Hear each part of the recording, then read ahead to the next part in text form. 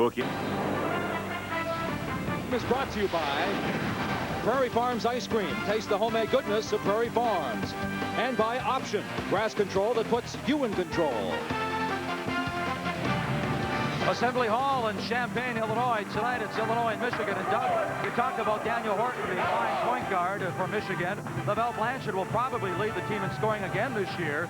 But Bernard Robinson Jr., he may be the X factor. Yeah, Amaker has done a great job harnessing his energy. He's playing much more under control. There you see his numbers. And what Illinois really have a hard time matching up on the wing. Great perimeter player, an excellent free throw shooter. The Michigan Wolverines, they've won 13 straight. Illinois is trying to win their 13th straight at home.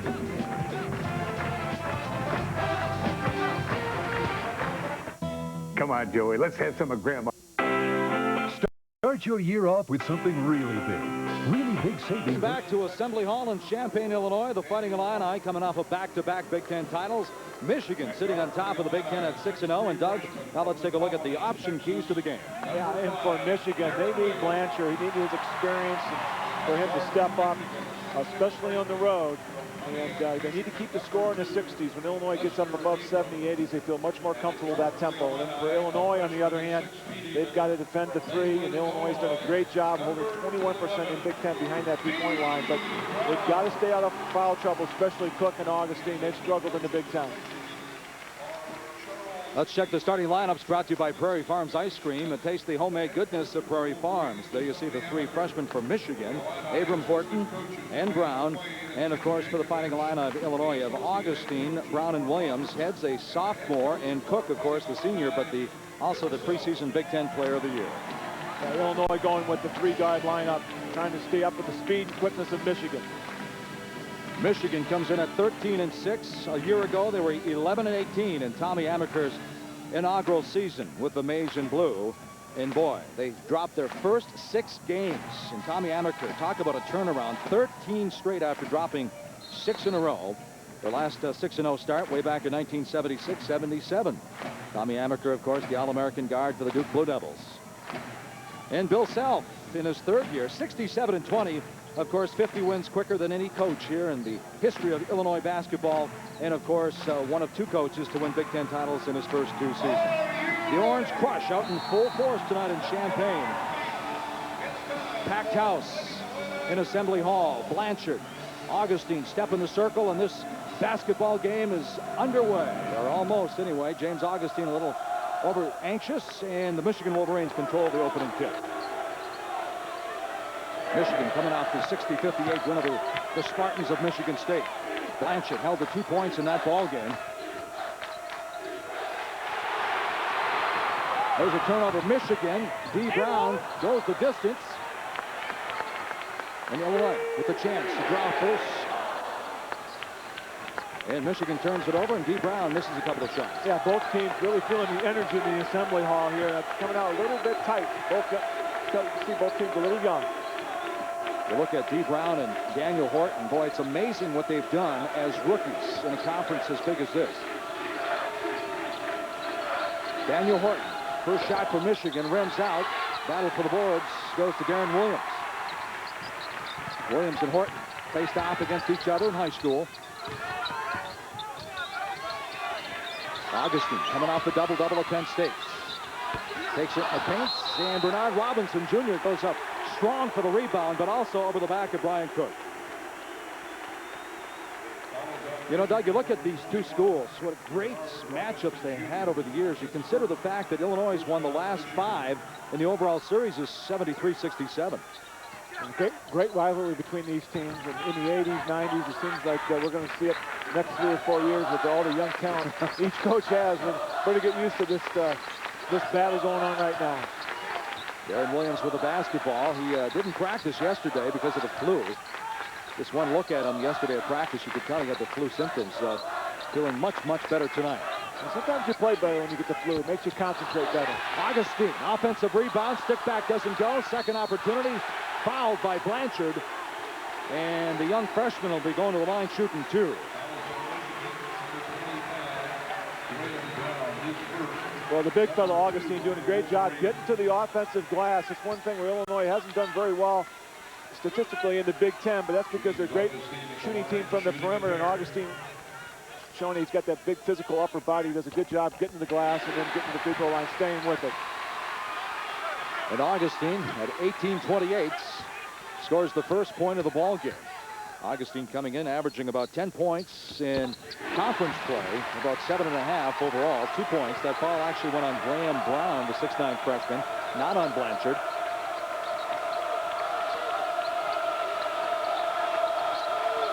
Blanchard, good ball fake, takes it in, dishes it off to Graham Brown, and Brown has Michigan's first 2 points. Graham Brown, an all-state player in Michigan, but Class D. And to move into the starting lineup for Michigan, that's quite an accomplishment to go from Class D to playing Big Ten basketball. Williams, partially deflected by Horton. Michigan now with the basketball. Tied at 2, 17:46 to go. What a move by Robinson. Just blew everybody away. Good job by the big fellow to stay with it. Brown does a good job when it breaks down, get to those blocks, and easy putback for him. Great breakdown by Robinson. So Brown has all 4 points for the Maize and Blue. Comes in shooting 73% in Big Ten play, 58% overall. D. Brown, little hop skip, and there's the jump, and there's the bucket. Interesting matchup. Robinson, who's about 6'7", 6'6", guarding D. Brown, who's lucky if he's 6 feet tall. They list him at 6'1", and really trying to use his height advantage. Brown recognizes it, put on the floor.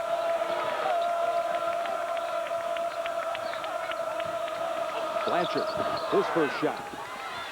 Ill-advised trying to draw the foul, and Brown is down on the floor. And there's a scramble with Cook and Brown. And the possession arrow pointing towards Michigan. Well, we talked about Michigan's speed and quickness. There's a prime example of Blanchard breaking them down. And then earlier, Robinson did it on the next series down there. So we talked about that wing position where Illinois has a hard time matching up. They went with Luther Head to get a little more quickness on the perimeter, and it hasn't worked. Well, Lavelle, Blanchard, and Cook go after the basketball, and the foul goes against Michigan. It's Abram. Abram picks up his first. Now, Michigan surprised Illinois. Came out with a trap. They hadn't shown that so far in the first half. Surprised Illinois really didn't have good balance or good spacing. Cook was fortunate to get the foul. You look at D. Brown, 85 assists, just 31 turnovers as Cook. Top of the key, it's a 2, doesn't go. Augustine keeps it alive, but Robinson Jr. clears for Michigan. Abram out of Pontiac Northern. Blanchard, 17-footer, passes it up for the southpaw. Counted, that's a 3 for Bernard Robinson Jr. Again, Blanchard right in the middle of that. Everybody knows that he could knock down on three-pointer. Illinois had to fly a couple guys at him, and good job by Robinson getting to that open spot. So Robinson came into the game 18 points shy of becoming the 38th member of the 1,000-point club for Michigan. Cook working hard down in the paint. There's the foul. Cook goes to the line shooting 2. Well, Brown doing a good job putting a body on Cook. Cook down low, trying to muscle his way around there. Brown, 200, almost 50 pounds. There you see the ball fake, gets the spacing. We talk about that's real crucial when you want to run your offense, get to that wing position. Talked about chemistry. Robinson knows that. Looks for that shot and be able to knock it down. Brian Cook, the 6'10 senior, averaging 20.5 points, 21 in conference play. Hits his first free throw. 80% shooter from the line. Had a streak of 32 straight earlier this year. Saturday at Penn State, the numbers only 17 minutes because of foul trouble. Misfires on his second shot. He only had 3 points at halftime against the Nittany Lions on Saturday. Horton tries to go the distance, and it's knocked out of bounds. Tom Clark says we're going back the other way. We're going to take a timeout. 15:54 to go. Michigan by 2. Inside Assembly Hall, 7-5. Michigan by 2. And as we went to break, Tommy Amaker jumped up and was just teed up. Yeah, a little physical contact. He thought his team got short-sided and wanted Tom O'Neill to hear about it. And then next thing you know, he got a technical. And he's just trying to make his case. So, hey, listen, you know, I don't mind being physical, but let's keep their hands up and let's keep it fair out there. Initially, we thought Daniel Horton went to the hole and thought he was held. But now we're being told that Tommy Amaker was not pleased when Brian Cook and Abram went down to the floor. A few seconds before that, on Illinois' previous possession. So Tommy Amaker in his second season. He's 24-24 as the head coach of Michigan. 92-79 overall. And he picks up the early tee here. 15:54 to go in the first half. His Wolverines by 2. Brian Cook at the strike.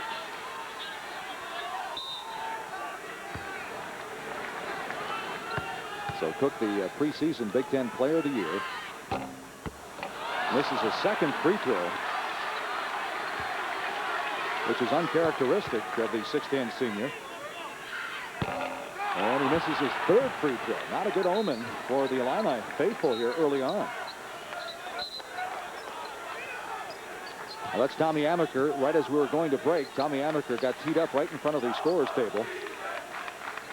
So Tom O'Neill, Gene Monge, Tom Clark, they're wearing these striped shirts, blowing the whistles here tonight.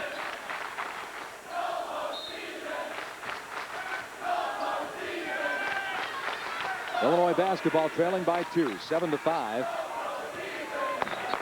Michigan coming out after that timeout in the 3-2 zone. Illinois got to recognize that, just for offensive, go from man-to-man plays to zone play. Luther Head finds the open man. It's Brown, and it's knocked out of bounds, and we're staying on this end of the court. It's so tough to win on the road, but when you're at home, you got to start hitting some of those shots. Illinois not exactly lighting it up here in the early going with 15:33 to go in the first 20 minutes. And they're getting some good looks, but they look a little tight right now. Alley-oop on the baseline. That one counts. Luther Head. Oh, the timing was impeccable. When it left Williams' hands, Doug, I thought, whoa, that one's going to slam off the backboard. They work really hard in the practice on that. Always looking for that back door, especially when they're zoned. That back line is exposed. And the tough D down on the other end, and a jump ball on the possession arrow pointing towards Michigan this time, so it stays down here. Talk about that back line. Blanchard's got to communicate. He moves up. There's nobody behind there. Tries to recover. Too late. Luther Head, he can really go upstairs. See how where Blanchard is? He's no man's land. You've either got to be up or back. You can't be right in the middle of the paint. And you're like, I think everybody was fooled because it looked like a shot. I was fooled. When it left his hand, I was thinking, boy, he must still be feeling the symptoms of the flu. Thought he came up a little short with the legs on that shot, being having the flu. So, yeah, that young man's got to put some mark on that shot. Well, it's the middle of this. I mean, it's early in the Big Ten season, but you can really feel the energy here. Both coaches working hard, the players and the crowd. I mean, it's right now there's a lot at stake here. Both teams. Oh, what a pass! And Horton and Blanchard try to return the favor.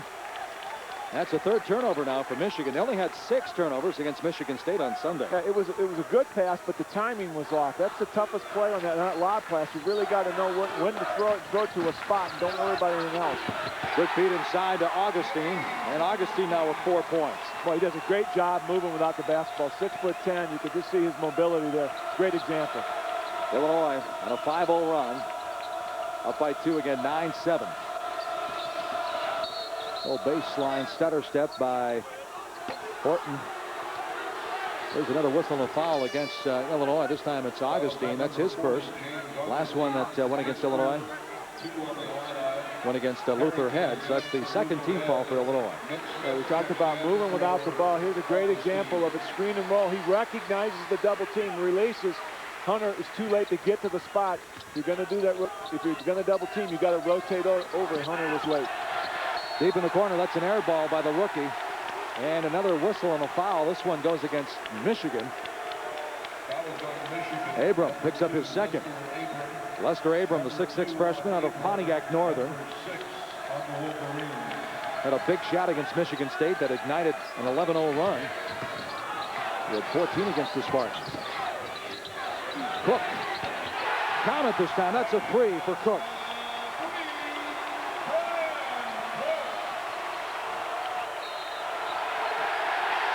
(12-7) Illinois. Another turnover, Michigan. Mike, right now, Michigan's coming out trapping in their man-to-man, and when they do that, they're exposing themselves. When they double team, they're leaving the guy open. You see here in the last run, initially it worked, but here's a prime example. Great job by Williams keeping his head up. They come over, they try to double team Cook because of the open spot. They try to recover, and it's too late. You cannot trap the big guys, especially with the mobility of Illinois. They're going to get to that open spot like Augustine and Cook just did. Brian Cook knocking down the three. He's had at least 15 points in 14 of the last 15 games. 20 or more in 7 of 9. Backdoor cut. Good defense that time by Hunter. Here comes Michigan now. Horton. Oh, what a move. Takes it the distance. Goaltending against Nick Smith. Boy, he hit the nail on the head. That was a fantastic move for a freshman. And the key there, Mike, was he kept his dribble. He never picked it up. He gave the head fake to the right. Goes all the way through. Brown doesn't make the recognition, doesn't come down. He's got to look for Robinson on the wing, and he goes up quick shot. And Smith is too late. Gets called for the goaltending. Well, Tom Izzo was saying that Horton is a calming figure for this Michigan team, and he can break open a game with his scoring prowess. Nick Smith having a hard time getting the handle down on the baseline. The last touch by Michigan stays Illinois basketball. The number is 12-9, 13-23 to go in the first half. Illinois comes in at 4-2. They open up the season with 2 wins, then 2 road losses. Good feed. Smith fouled by Hunter. So the ball goes in a high-low. Illinois really has perfected that since Bill Self gets here. You see Cook comes in, ball fake. They've got to do something. Someone's got to make the adjustments. Get that ball in there. They run it Cook. That leaves Smith wide open. Illinois starting out cold here at Assembly Hall, and since they've missed 2 shots, hit 4 of 6. Nick Smith, the 7'2" redshirt sophomore, with his first point. You know that ball fake, Doug? At practice yesterday, the coaches were trying to get Nick to go a little bit, forget about the ball fake, and take it to the hole. Take it strong and dunk it. Well, a lot of times when you don't have that physical upper body, that strength up there, you give that ball fake because you want to try to get to the free throw line. You're a little bit intimidated, and as he gains that strength, that upper body, he'll be able to, that's a big fellow. Coaches want to ram it down there. Horton takes it the distance again. A lot of hands up by the cylinder, but it goes in. So Horton with back-to-back buckets now for Michigan. 14-11, Illini by 3. You talk about all these freshmen on the basketball court here for Illinois. The opening 2 victories for the Illini. 5 freshmen scored 56% of their points. 104 of 186. Of course, granted, Brian Cook was sitting out a 2-game suspension. Good hustle by Cook that time. Comes up with a basketball. Uncontested this time. Smith will drive it down.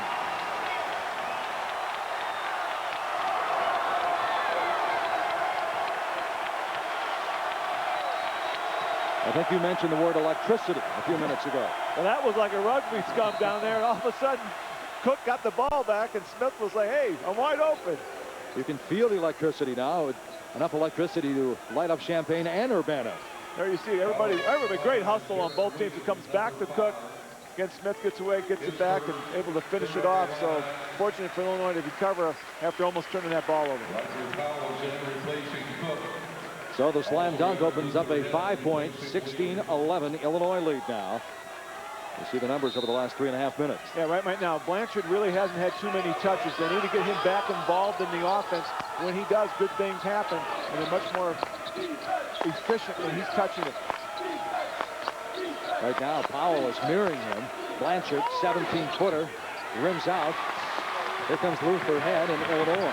Blanchard was 0 for 5 against Michigan State on Sunday, but he did hit 2 crucial free throws down the stretch. Well, he went back to the well one too many times. Well, he was open again, but Smith ran away from the play. He's not going to get it by running away. He's got to run to that ball. Great job by Hunter getting in the weak side, clearing out. Again, he's able to put a body on, really, on Smith. Smith doesn't have the strength, or Powell has the height down low, so he takes advantage of 6'11", gets on that box. You know, Doug, Bernard Robinson Jr. said last year when they lost to Michigan State 71-44, he said the Spartans have a tendency to make us play faster than we want to.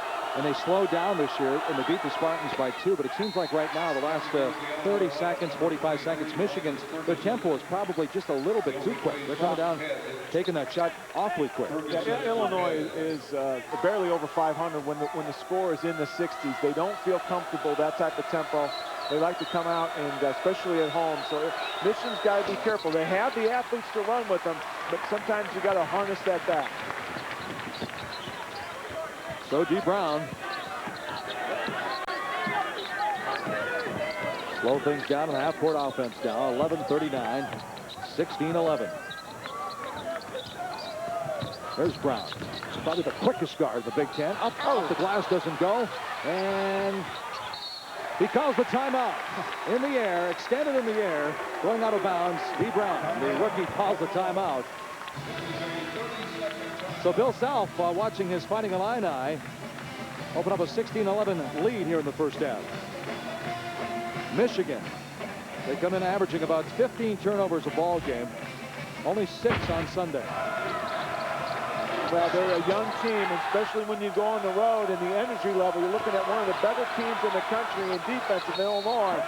And they've really thrown everything they can at this young Michigan team. And turnovers-wise right now, they're just not, they got to, you know, we talked about keeping your composure, especially on the road. And that's why I like to see Robinson and Blanchard, those guys handling the basketball. Horton is another guy that really handles the rock. But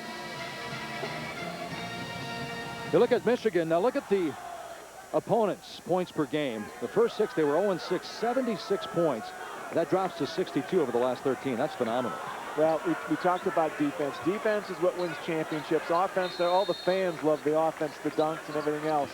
But it's getting down in the trenches, getting dirty, playing that good physical, hard defense. And that's what Michigan's doing. That's how they're going on the run that they've got right now. That's what Lavelle Blanchard was saying, that Tommy Amaker's taught us to have some passion and pride in our defense. When the shots aren't going down, defense will keep you in the ball game.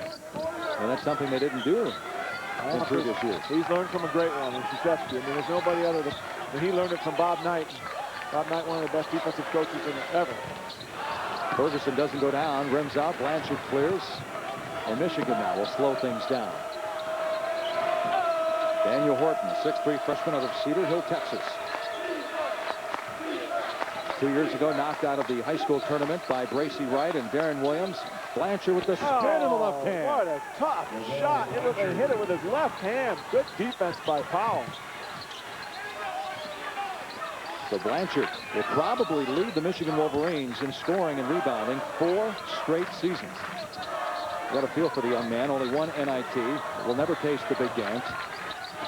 There's a hop, skip, and a jump. Down low, air ball, Powell. And Bernard Robinson Jr. takes it out for Michigan now, trailing by 3.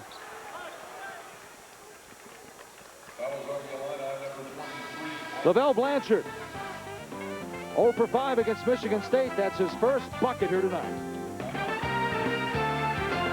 Champaign, Illinois tonight, the home of the Fighting Illini. It's number 14 Illinois against Michigan.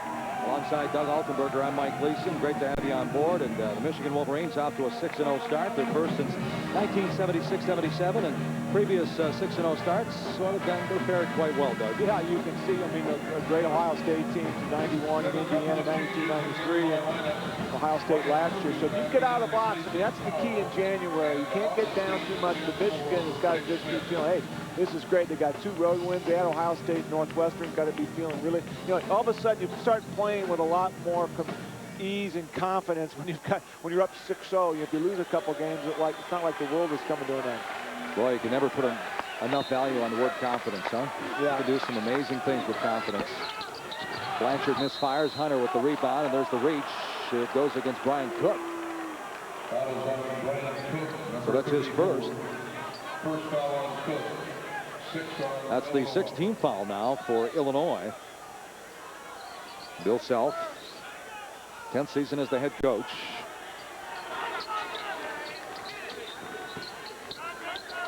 Four consecutive conference championships. When you go back to Tulsa, last 2 here at Illinois. It's amazing when, of course, he stepped into a pressure cooker because Illinois had a lot of good talent. Says Hunter, I don't know if he called it, but he pushes it out the window. A great body adjustment in the midair. I mean, he got bumped pretty good, but he's able to regain his balance and able to knock that in. A tough shot. But you can look at some coaches rebuilding programs like Tommy Amaker, and he's done a great job. But Bill Self walks into a situation where he has to win, and he certainly did. Yeah, I thought last year he did a great job of coaching. Really struggled in January. He came back and just had a terrific March and last part of February. Really got his senior lead team to come back and refocus and able to grab a Big Ten championship. And I thought he just did a terrific job of being patient with his team. Illinois commits their 3rd turnover. They average about 14 turnovers a game. Michigan down 1. Chance to take the lead now. Daniel Horton, the Big Ten Player of the Week twice already. He and Gracie Wright have both been named the Big Ten Player of the Week twice. He's the first freshman at Michigan to win that award. And Michigan throws it out of bounds, commits yet another turnover. That's 5 for them now. I don't want to use the phrase hard to believe, but they have 5 turnovers here tonight with 9:16 to go. They only had 6 for the entire game against Michigan State. Now that's taking care of the Rock. Michigan on a 4-0 run. Harrington says, well, he was thinking about it, didn't say it. He was going to say not anymore, but here comes Bernard Robinson Jr. now. In transition, great defensive handwork that time by Williams. Blanchard thought he had the easy deuce, Doug. Other scores in the Big Ten Conference tonight. Minnesota, Penn State topping off the ledger here. They're tied at 15. Both those schools in dire need of a victory. Ohio State trailing Purdue in West Lafayette by 2 in the first half. Northwestern up in Madison. Badgers up 24-13. And Lavelle Blanchard.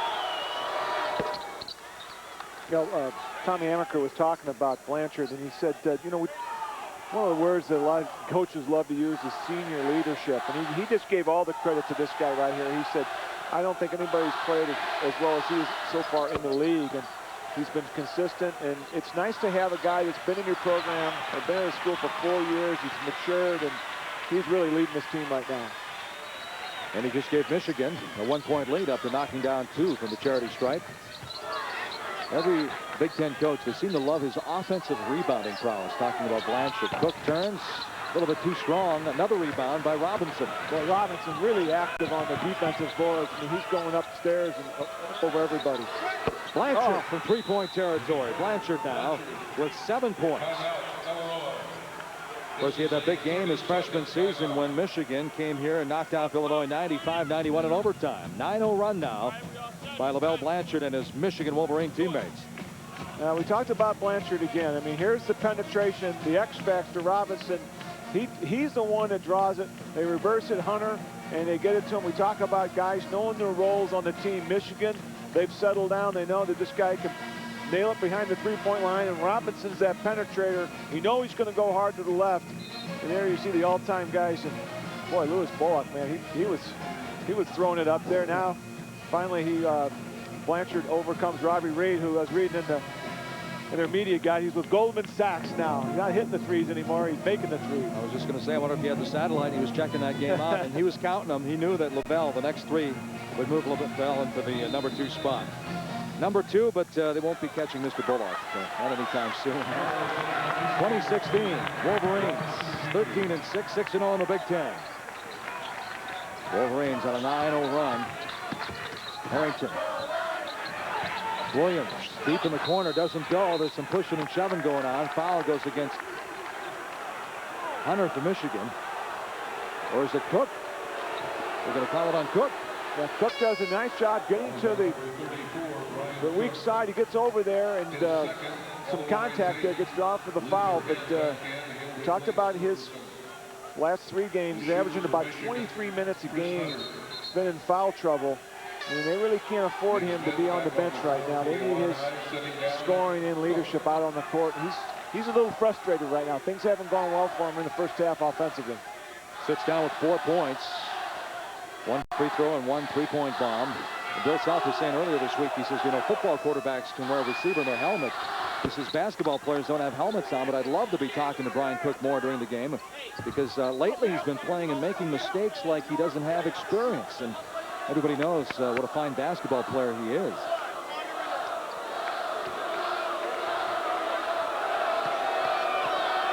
So Hunter, 6'11" freshman out of Gary, Indiana, knocks down both, a 64% shooter. He has 4 points now here in the first half. And Michigan opening up a 22-16 lead. Chuck Bailey comes in. This is his 49th straight game for Michigan. And right now, this zone that Michigan has thrown at Illinois has really caused them problems. They've got some open looks on the perimeter, but they haven't gone down. So you stay with the zone. You stay with what's working. And right now, defensively, they know where Harrington is. He's the zone buster. Good movement with that basketball for Illinois. The last couple of times, Nick Smith couldn't quite find the handle. There's a hop, skip, and a jump by Luther Head. Missed the shot. Here comes Michigan again. Yeah, it seems like Illinois gets to the basket, but it's Michigan's athleticism that they can't able to finish that shot off. Hunter takes it strong to the hole, and the whistle and the foul goes against Illinois. And doing a good job. We talk about composure. Michigan regained it. And right now, Illinois defensively don't know who they're guarding, and they're leaving some guys wide open in the paint area. And Hunter, again, is back at the free throw line. I love this guy. You know, he's not a big physical guy quite yet, but you can see he's got the frame, put on 30, 40 more pounds. And when he does, watch out. D. Brown back in for the Illini. D. Brown checking back in for Bill Self. Hunter now with 5 first-half points. He comes in averaging just 5.5 on the season. Same high school as Kenneth Lowe of Purdue and Brandon Cameron of Penn State. Gary, Indiana knocks down both. So we're going to take a timeout from Assembly Hall in Champaign. 7:33 to go. Bill Self trails 24-16. 14 straight. They're up 24-16. 7:33 to go in the first half. Here's the stats flash brought to you courtesy of Balance Pro Corn Herbicide. And there you see, and give credit Michigan. They went to the zone, and when they did, Illinois really went in the deep freeze, and they've struggled from the perimeter. Harrington and Brown have done a nice job. When you play zone, you've got to communicate who's the shooters, know where they are. Right now, Illinois coming out with a substitution with D. Brown, so you've got to know where D. Brown is.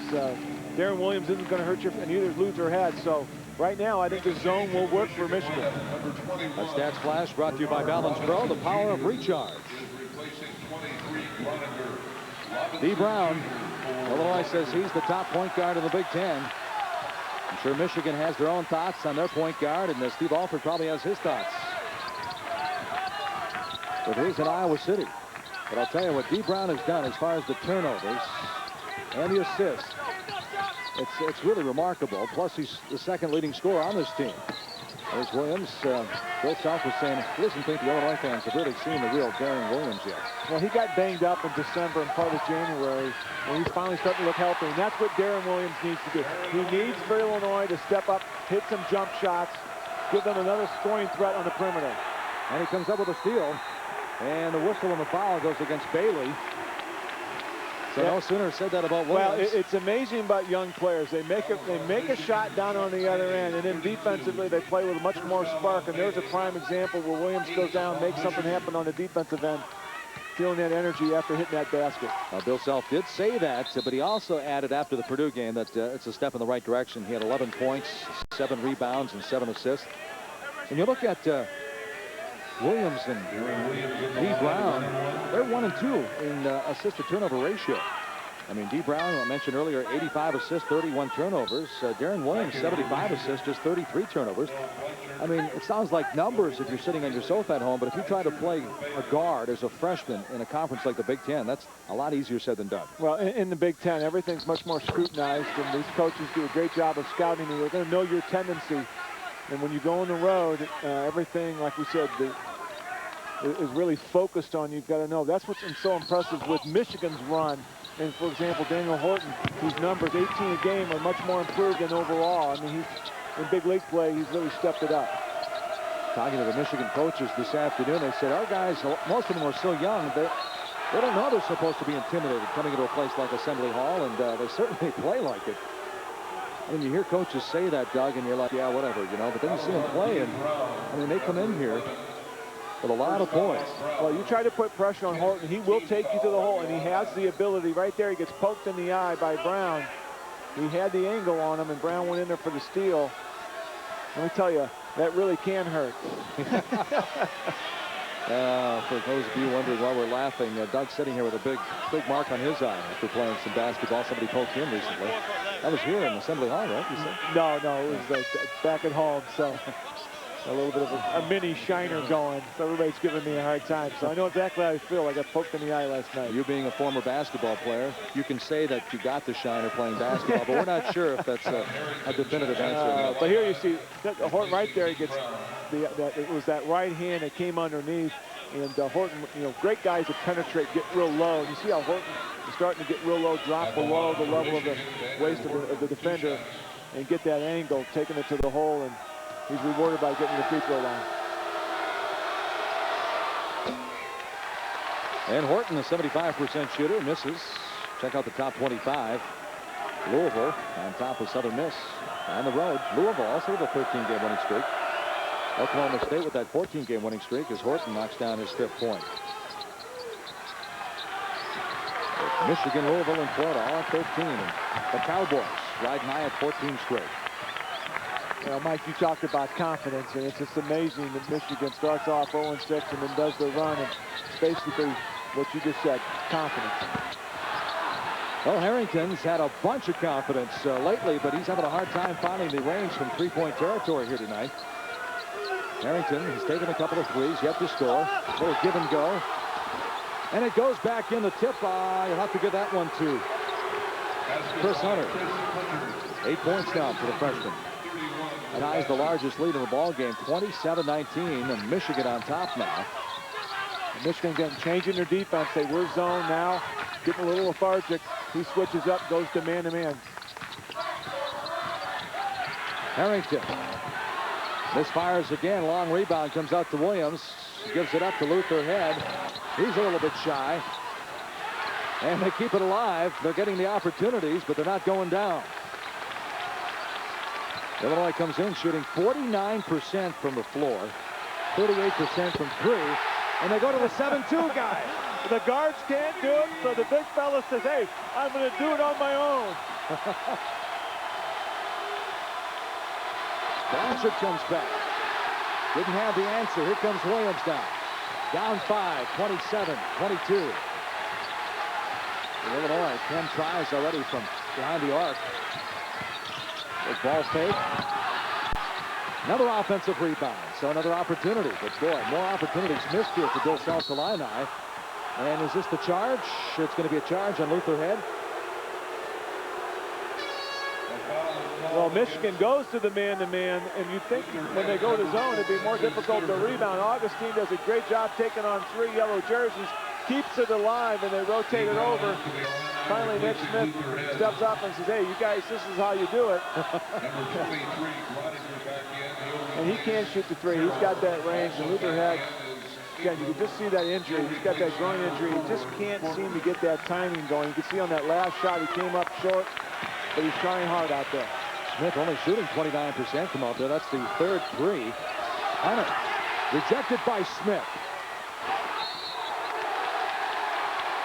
Knocked out of bounds. Good hustle by D. Brown. It's Illinois basketball. You know, ironically, Doug, you look at all these great shooters on this Illinois basketball team.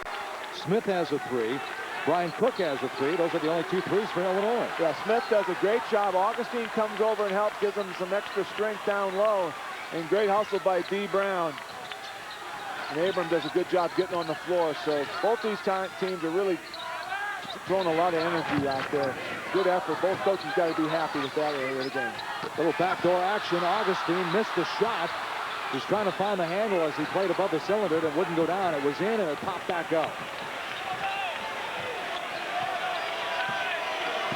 D. Brown with 2 points. Harrington yet to score. Luther Head has 2. Williams has 3. The southpaw, Robinson, left it a little shy. Yeah, that's not the shot they need right there. He can't be happy with that shot selection. Get that whenever they want. Illinois shooting 25% in Assembly Hall. Backdoor again. Augustine stripped. No, he's fouled by Bernard Robinson Jr. Robinson Jr. said he got all ball. Again, Augustine really starting to flex his muscles inside. You see Blanchard really doesn't have the size or the strength to stay with Augustine. Augustine does a good job of pinning him, holding him off, and right now he's getting a lecture. Robinson there, bad shot on one hand, then compounds it with a bad foul. Got to get back defensively and help out your fellow teammate. And Augustine, #1 shooter from the field in the Big Ten Conference, shooting 68%. Only 65 from the stripe. Misfires. Nick Smith goes out to a nice round of applause. A block and a slam dunk, a 3. Nick Smith with 7 points. That's what he's averaging in Big Ten play. So Augustine knocks down the second. He has 5 points. And right now, Tommy Amaker still has the upper hand by 4. halftime, but right now at 3:46 to go in the first half. Wolverines by 4 over Illinois. Michigan sitting on top of the Big Ten at 6-0. Purdue and Illinois.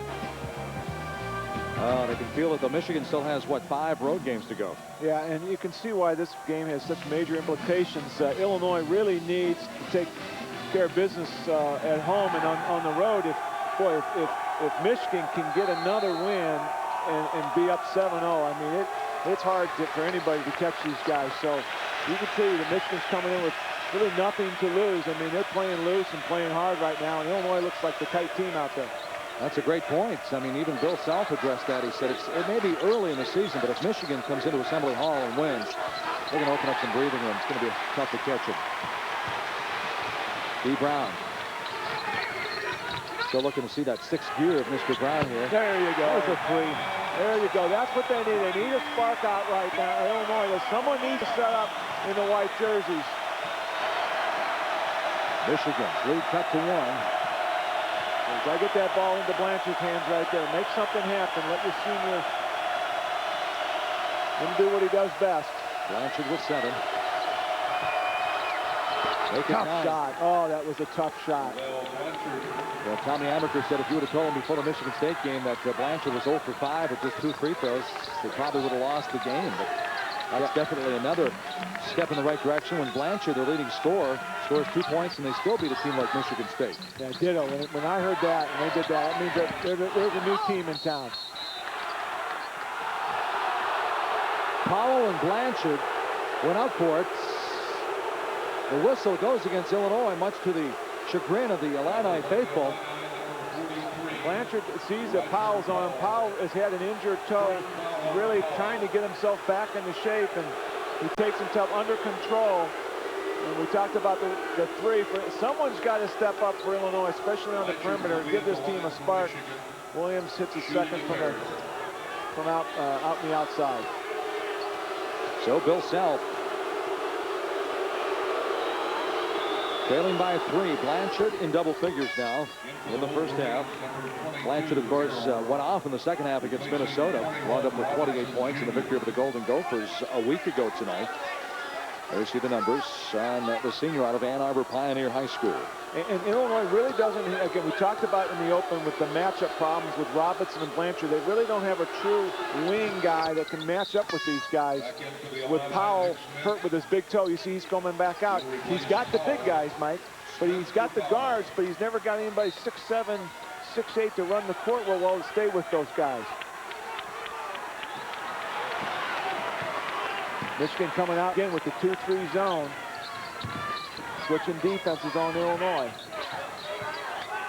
Harrington 3 times has hit 6 threes in a game this year. And again, Nick Smith can't find the handle. It goes out of bounds. Michigan basketball, 5 turnovers now for the Fighting Illini of Illinois. And Nick Smith was wide open there. You got to look for that pass. Got to be able to come down with it. Horton during the streak, averaging 17 points. Blanchard puts the ball on the floor. A little bit too strong, and last touch by Harrington. It stays with Michigan. Well, you can see Michigan's confidence just starting to grow here in the first half. I mean, they came out pretty well, and then all of a sudden they hit a rough spot for them, but now they're starting to get much more comfortable out there, and they like the tempo. It's a little bit better tempo than it was at the beginning of the first half when they looked a little more rushed out there. I got to tell you, Doug, I saw them play once in person last year. Horton misfires from 3. Obviously a different season, a lot of different players, but Tommy Amaker, this looks like an entirely different Michigan basketball club than took the floor last year. Tommy Amaker out on the floor calling a timeout. Minute 46 to go in the first half. 5 times during this 13-game winning streak, Michigan's hit 80 points.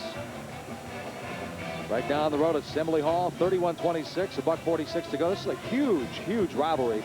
These two schools have had some fantastic finishes over the years. Of course, the first one that comes to mind, Doug, would be 1989, Seattle, the national semifinals. Oh, and they just had to bring this one out of the library, didn't, for the Illini faithful. This one we thought we had recovered.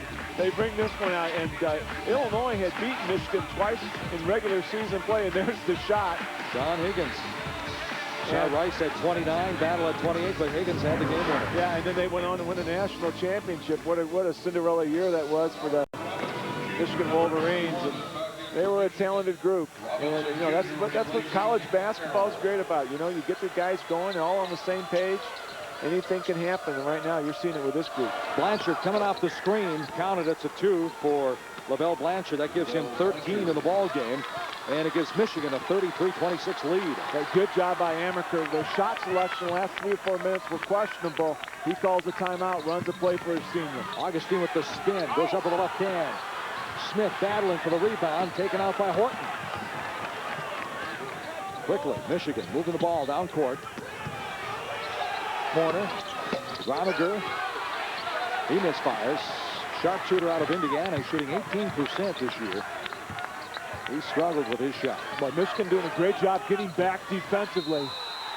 And Illinois really hasn't had any transition baskets here in the first half. Everything's had to come the hard way, down low or on the perimeter.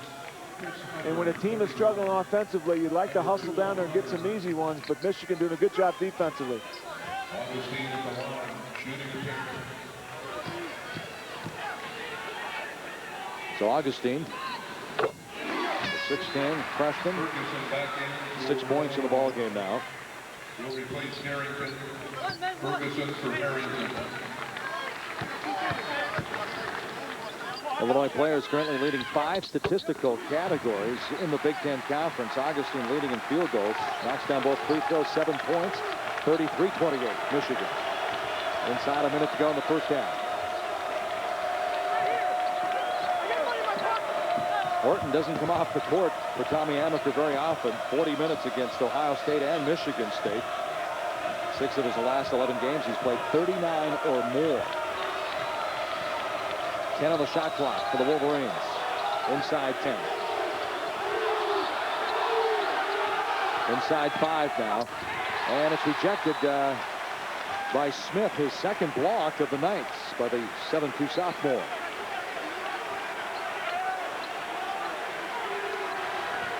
Fighting Illini leading a lot of categories in the Big Ten.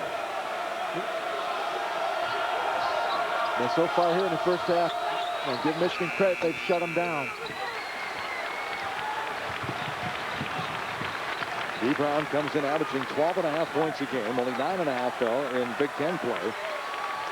Trying to get something going here. The final 10 seconds of the first half. Michigan by 5. D. Brown, ill-advised, lets it go, and Michigan will take a 5-point lead into the locker room on the road at Assembly Hall. Tommy Amaker, of course, already with 2 road victories, Ohio State and Northwestern. Will he get his 3rd here in Assembly Hall? Well, Bill Self is 34-1 all time here at home. Assembly Hall and Doug Altenberger. Who would have thought that Illinois, shooting, what, 49% on the year, would come out and shoot 25% in the first half? Well, you talked about it. Amaker talked about defense, defense, defense. That's where we are today. And I mean, I thought they did a great job of mixing their defense. They threw a zone, and then they changed up man-to-man, and then they trapped into man-to-man, and they really got Illinois confused offensively out there. All right, time to take a look at the first half stats brought to you by College Illinois, $5.29 prepaid tuition plan. And there you see the numbers right there, 25% for Illinois. That's the difference, 21% from behind the three-point line. And inside points doing a great job, only 6 for Illinois.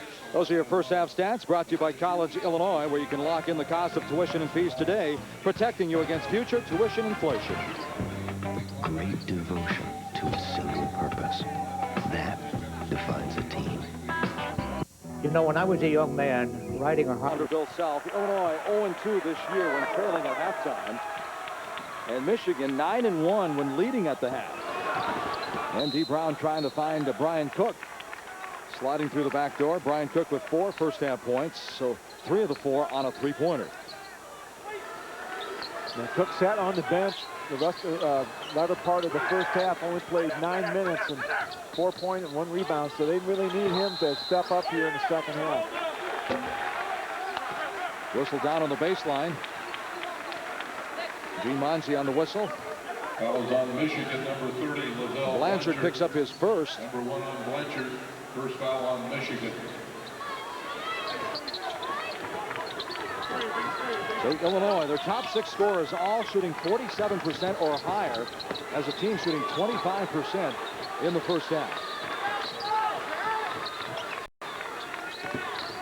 So obviously defense the name of the game. We're watching Michigan go through their shoot around.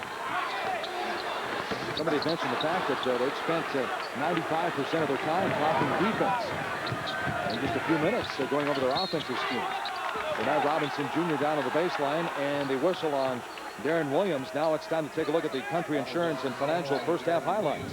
Yeah, Blanchard really was the difference in the first half. I mean, this guy played 19 minutes versus Cook only played 9 minutes.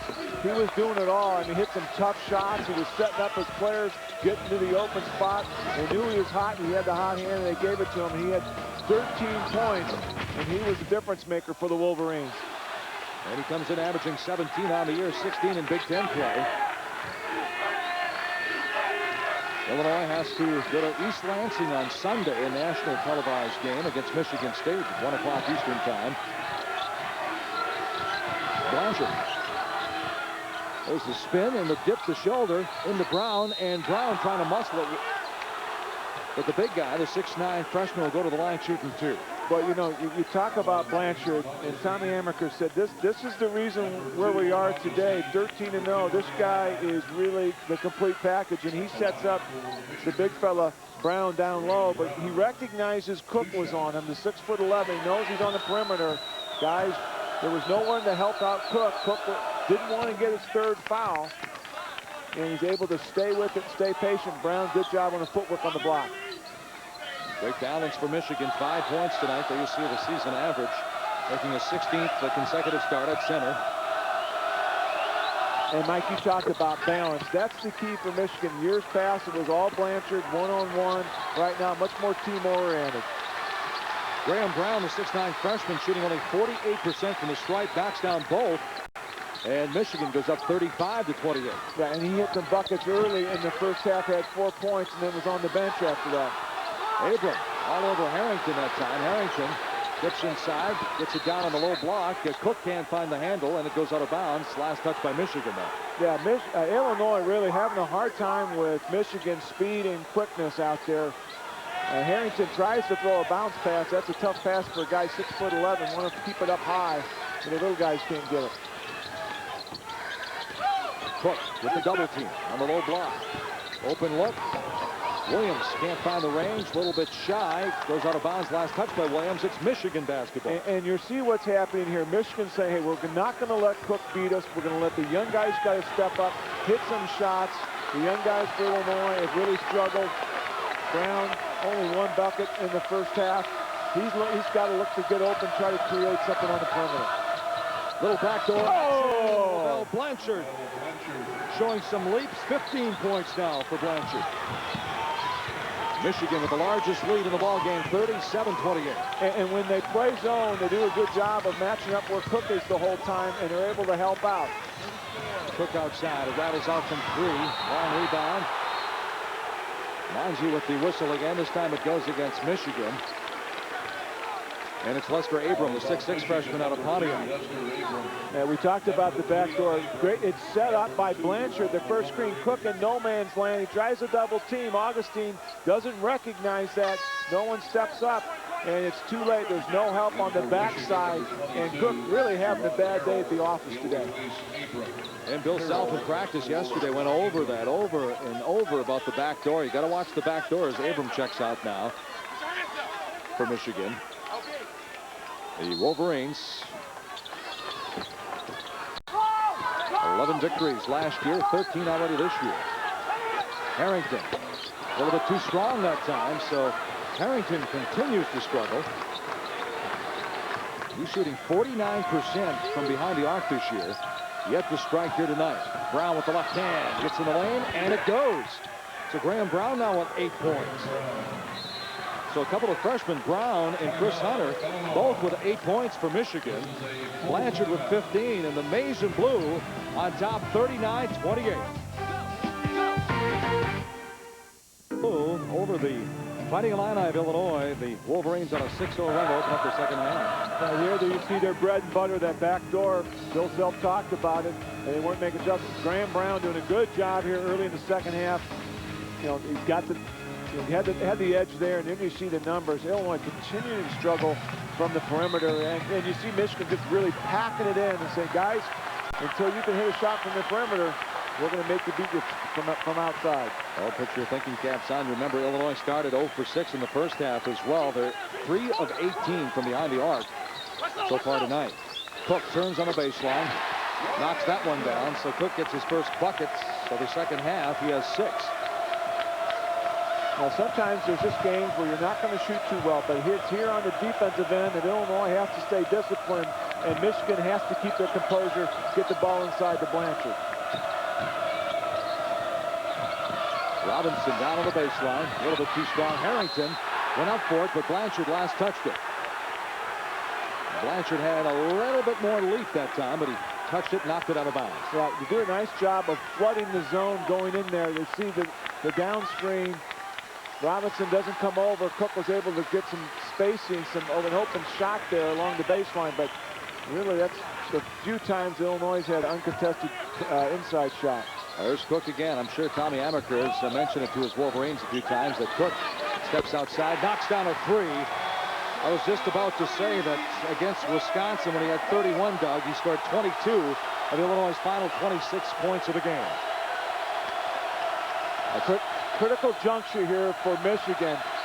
Just got to stay real patient offensively, make Illinois work the full shot clock. Cook is on a 5-0 run right now. Scored the last 5. Horton dips inside. Doesn't go down. Offensive rebound. Robinson Jr. goes back up and scores. So Robinson Jr. has a 3 in that bucket. He has 5. Well, Robinson just seems he picks up those critical loose balls. He's just a little bit quicker to the ball than Illinois is right now. He's very active. Got to know where he is. Got to contain him. Defense is the name of the game. Robinson Jr. steps in front of the pass. There's a steal for Michigan. Wolverines have a chance to open up the double figures again. I love Robinson, the energy level that he brings. Here's that back door. Again, it was wide open, but the timing wasn't there. Illinois has got to communicate. And Bill Self is off the bench saying, I told you guys about that yesterday. And right now, Brian Cook hoping to get the Illini on a run. Champaign. Yeah, anytime you can defensively do what these guys do. Give credit to Robinson right now. You see him, anticipation. He does a great job in the zone of reading. See how he reads? He comes over. There's nobody in his zone, so he's able to come over and help out on Cook. And those are the little things. I mean, defensively, Tommy Amaker talks about it. And when you're playing well as a team and picking up for each other, is a prime example. Robinson has just been very active defensively. On the boards, he's had 5-6 rebounds already in the game. D. Brown pulls the trigger from downtown, doesn't go. Brown clears. Now, Tommy Amaker was saying that win over Michigan State was great for the fans, but he wants to get to the point where one game isn't such a special significance. He wants to get the Michigan program where they're expected to win ball games like that. And right now, leading in Champaign, 41-33. And you can't take it too lightly what Bill Self's record here is. Brown with the shot, with the whistle before the shot.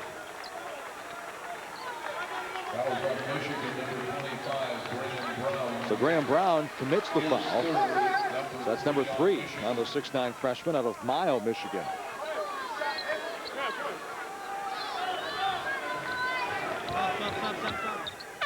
Half of Illinois shots have been from behind the arc.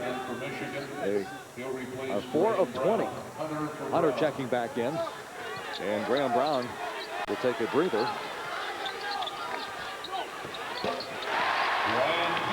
So Brian Cook on the quick inbound. He's in double figures now with 11 points. A nice job that time by Illinois.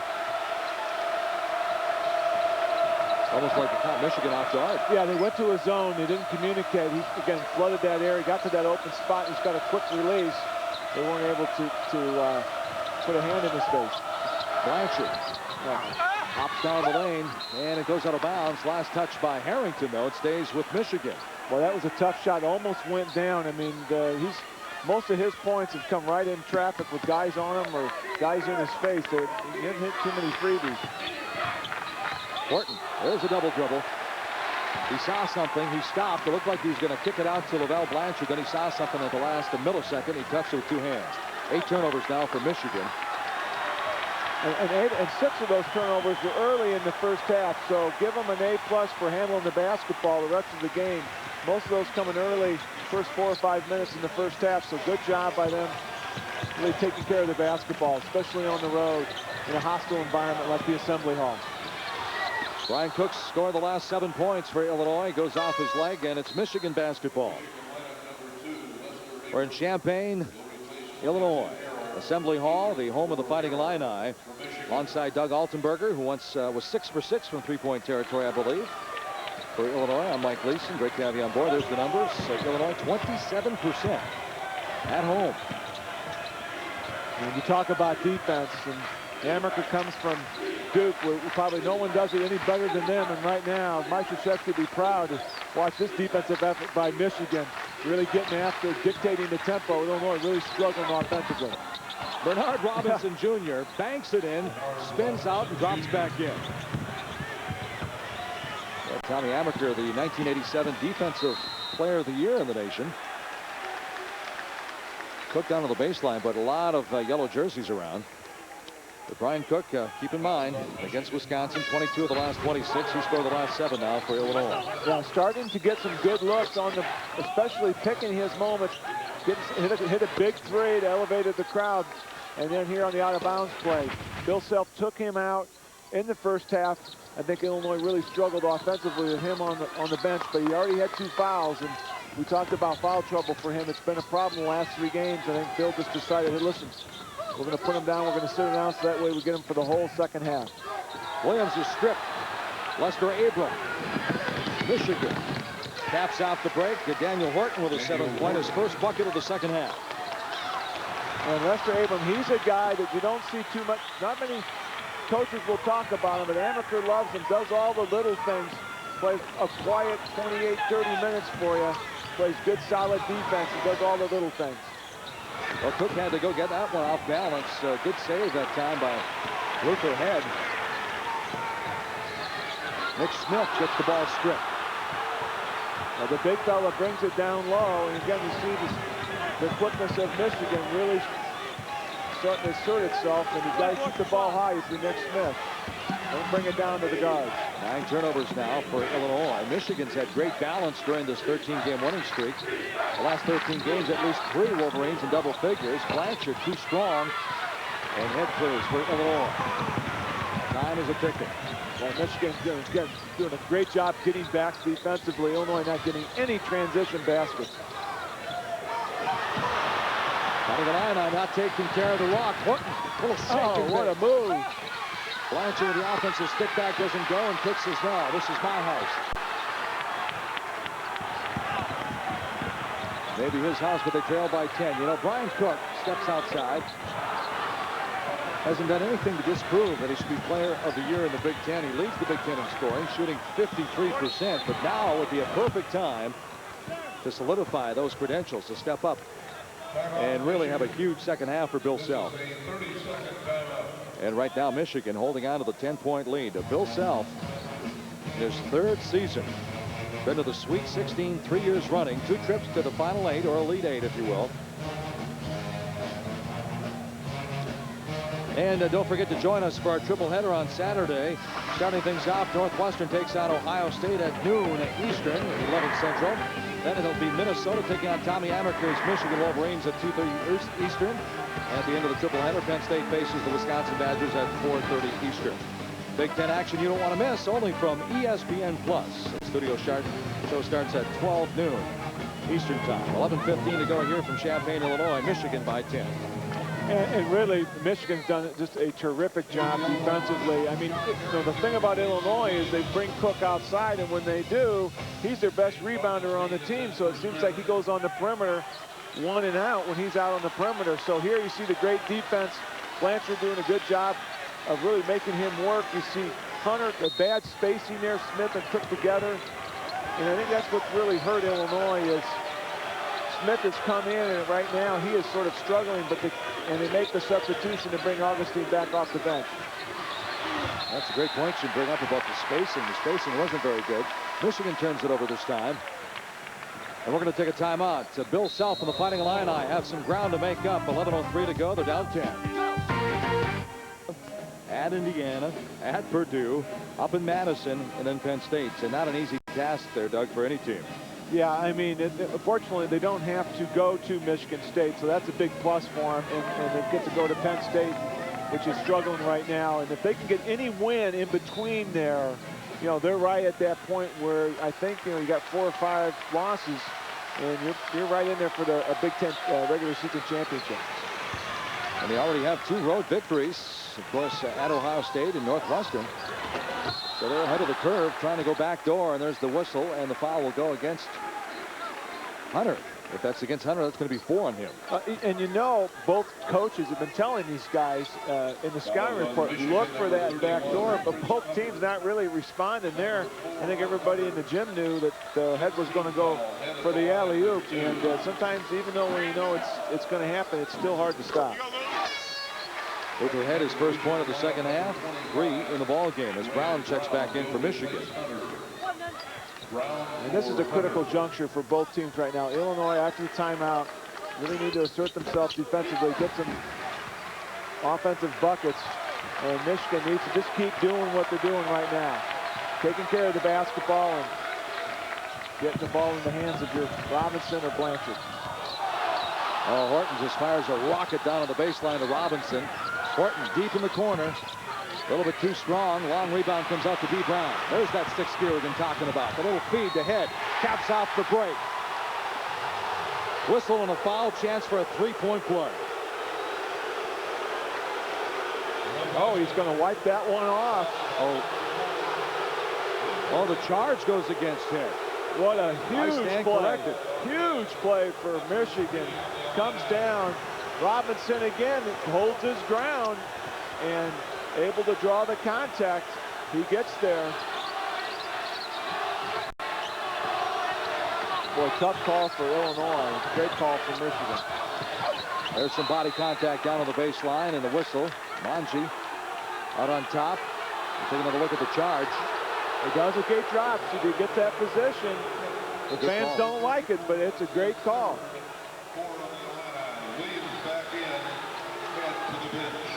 Great camera work, good call. From my vantage point, I didn't see it as clearly.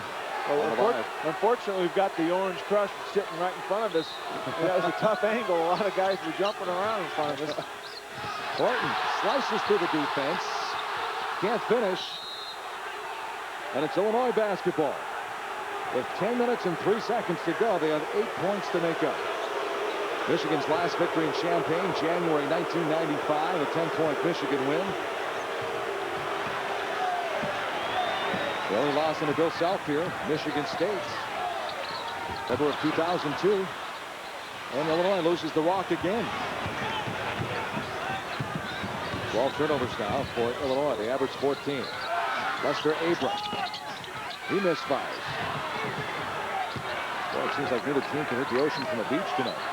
Yeah. Well, both teams really, I mean, looking to try to produce something behind the three-point line, but I think physically they're just spending so much energy defensively that on the offensive end they don't have their legs. That's a good point. I mean, these guys are selling out defensively, doing everything they can to shut down the opposing team, and it hurts you on the offensive end. I mean, look at the contact down low. I mean, this is a great Big Ten basketball game. Both teams just selling out right now. Right now, Brown and Hunter with 4 as we check other scores. Penn State, Minnesota, up in State College, tied at 53. The Buckeyes at Purdue. Boy, Jim O'Brien, never count that guy out, huh? And Wisconsin up in Madison on top of Northwestern by 15 right now as Brian Cook knocks down the free throw line. Notre Dame, that's the final over West Virginia. 12 points for Brian Cook. And Creighton, 74-46. That's the final over Indiana State. Kyle Korver, some feel that he could be the player of the year for Creighton. Yeah, he's a great player. Had a great NCAA tournament last year and has really parlayed that into a great year so far. Graham Brown with 4 fouls takes it to the rack with some authority. How did that pass get to him? He did a great, looked like a tight end. He came back to the pass. He did look like a tight end. Roy Carr might want to sign him up right now. He's in double figures now with 10. Augustine. Both, great job by both the big men. Like a chess game going on right now. Augustine with 9, coming off the double-double, 19-12 at Penn State. 6-point game, 47-41. It's a game of runs. Which team will have the biggest run here in the second half in Champaign? A little crossover by Robinson. Doesn't go. Augustine clears for the Fighting Illini. Harrington still scoreless. Nice entry. Cook goes up, and he's fouled. He's going back to the strike. If it's on Brown, that's 5.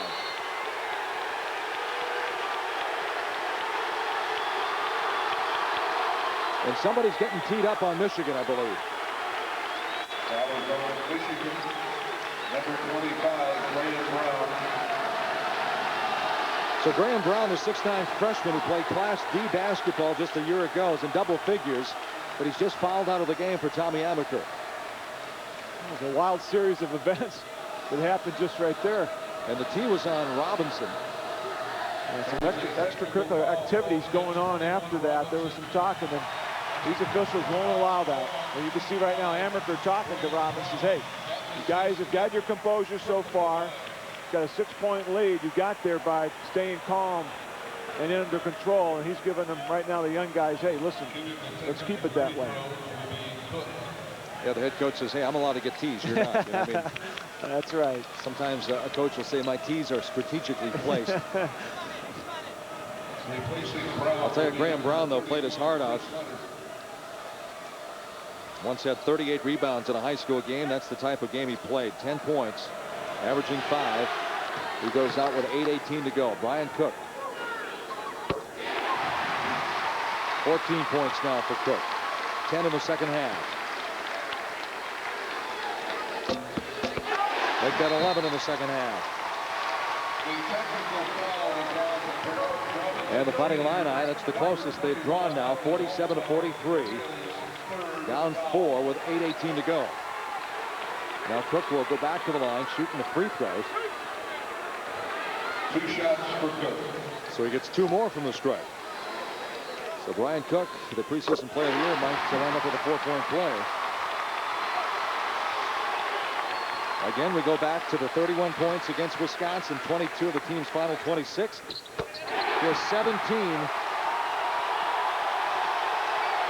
13 in the second half. It's a 2-point ball game. Michigan led by 10 just minutes ago. Illini, 8-0 run now. Now that Orange Crush suddenly a factor again. Oh, spin move. Nice move for a freshman there, Mr. Altenberger. Oh, tell me about it. I mean, what a great spin move he had. Everybody was overplaying, and he recognized that. Able to go backdoor and in for the slam dunk. Well, Illinois' got to know where he is all the time. Great, but you can see offensively, Illinois starting to feel a little more comfortable out there. Things are coming a lot easier. Cook now with 19. Will they trade baskets? So a big Mo shift to the home team. I know if you're Tommy Amaker, you want Robinson out because he got the technical, but you might want to put him back in. You need him and Blanchard out right there. They're your guys with experience. A little hang time for Horton, doesn't go, and it's tipped in. I'm not sure if Cook had his hand on the ball or Blanchard. They're going to give it to Horton. Oh, he's on fire now. Brian Cook. That's his mother and sister going crazy here in Champaign. 18 second half points now for Cook. That's his third 3 of the ball game. Gives him 14 for the season. Michigan holding on to the 1-point lead inside 7 minutes.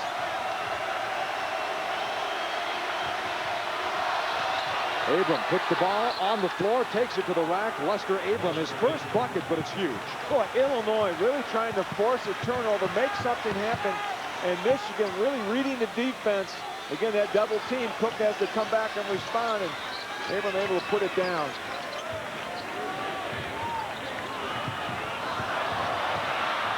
Good job by Williams. Grabbing the rock. A 3 would tie for the Fighting Illini of Illinois. Well, I've just really been impressed with Michigan's composure. I mean, they've stepped up and just hit one big bucket after another, and so is Illinois. There's the 3 by D. Brown. His first bucket in the second half. And we are tied at 53. I mean, both teams right now, it's just elevated their games, and everybody's stepping up and just hitting one big bucket after another. This is great. A slow start, but The rookie misfires. Hunter had it and lost it. Brown in transition. Brown and Horton going at it, tooth and nail. Two of the top rookies in the Big Ten Conference. And they're going to call it on D. Brown. We're going to take a timeout. 5:27 to go. Brian Cook's sister, she was calling for that tee. We're tied at 53 in Champaign.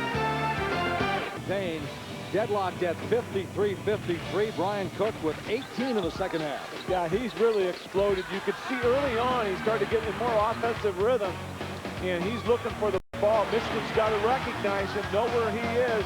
There you see Mom. Joyce Cook, she's fired up. That's sort of neat. Brian talks about one of the most influential people in his life, and it's his mom. And there you see the second half points. But give Bill Self credit there. He sat him down. He had to show a little patience. I'm sure in the first half he wanted to play him, but he wanted to preserve him for the second half. And there you see all of a sudden Illinois just exploding to 50%. Most of the time they've been down in the 30% here in the second half also. It was figured 25% in the first half. At home in Assembly Hall. That wasn't going to last all night. At least Bill Self had to keep his fingers crossed that it wouldn't. Lester Abram takes it to the rack again, and here comes Illinois now with a chance to take the lead. And if they do, it'll be the first lead in a long time.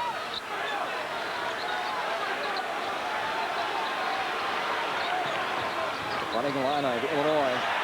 Nice entry. Augustine slams it down. First lead since they led 16-15. And that's what you usually see with Illinois' high-low game. It's one of the few times they're able to execute. Again, you see Cook and Augustine. Cook with that great perimeter play. They've got to step up. Augustine able to finish it off.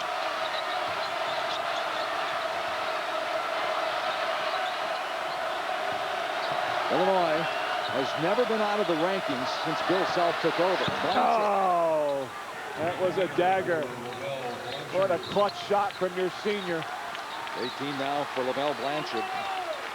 One of 5 players in Michigan history to score 1,600 points and pull down 750 rebounds. That was a biggie right there. Wolverines by 1 again.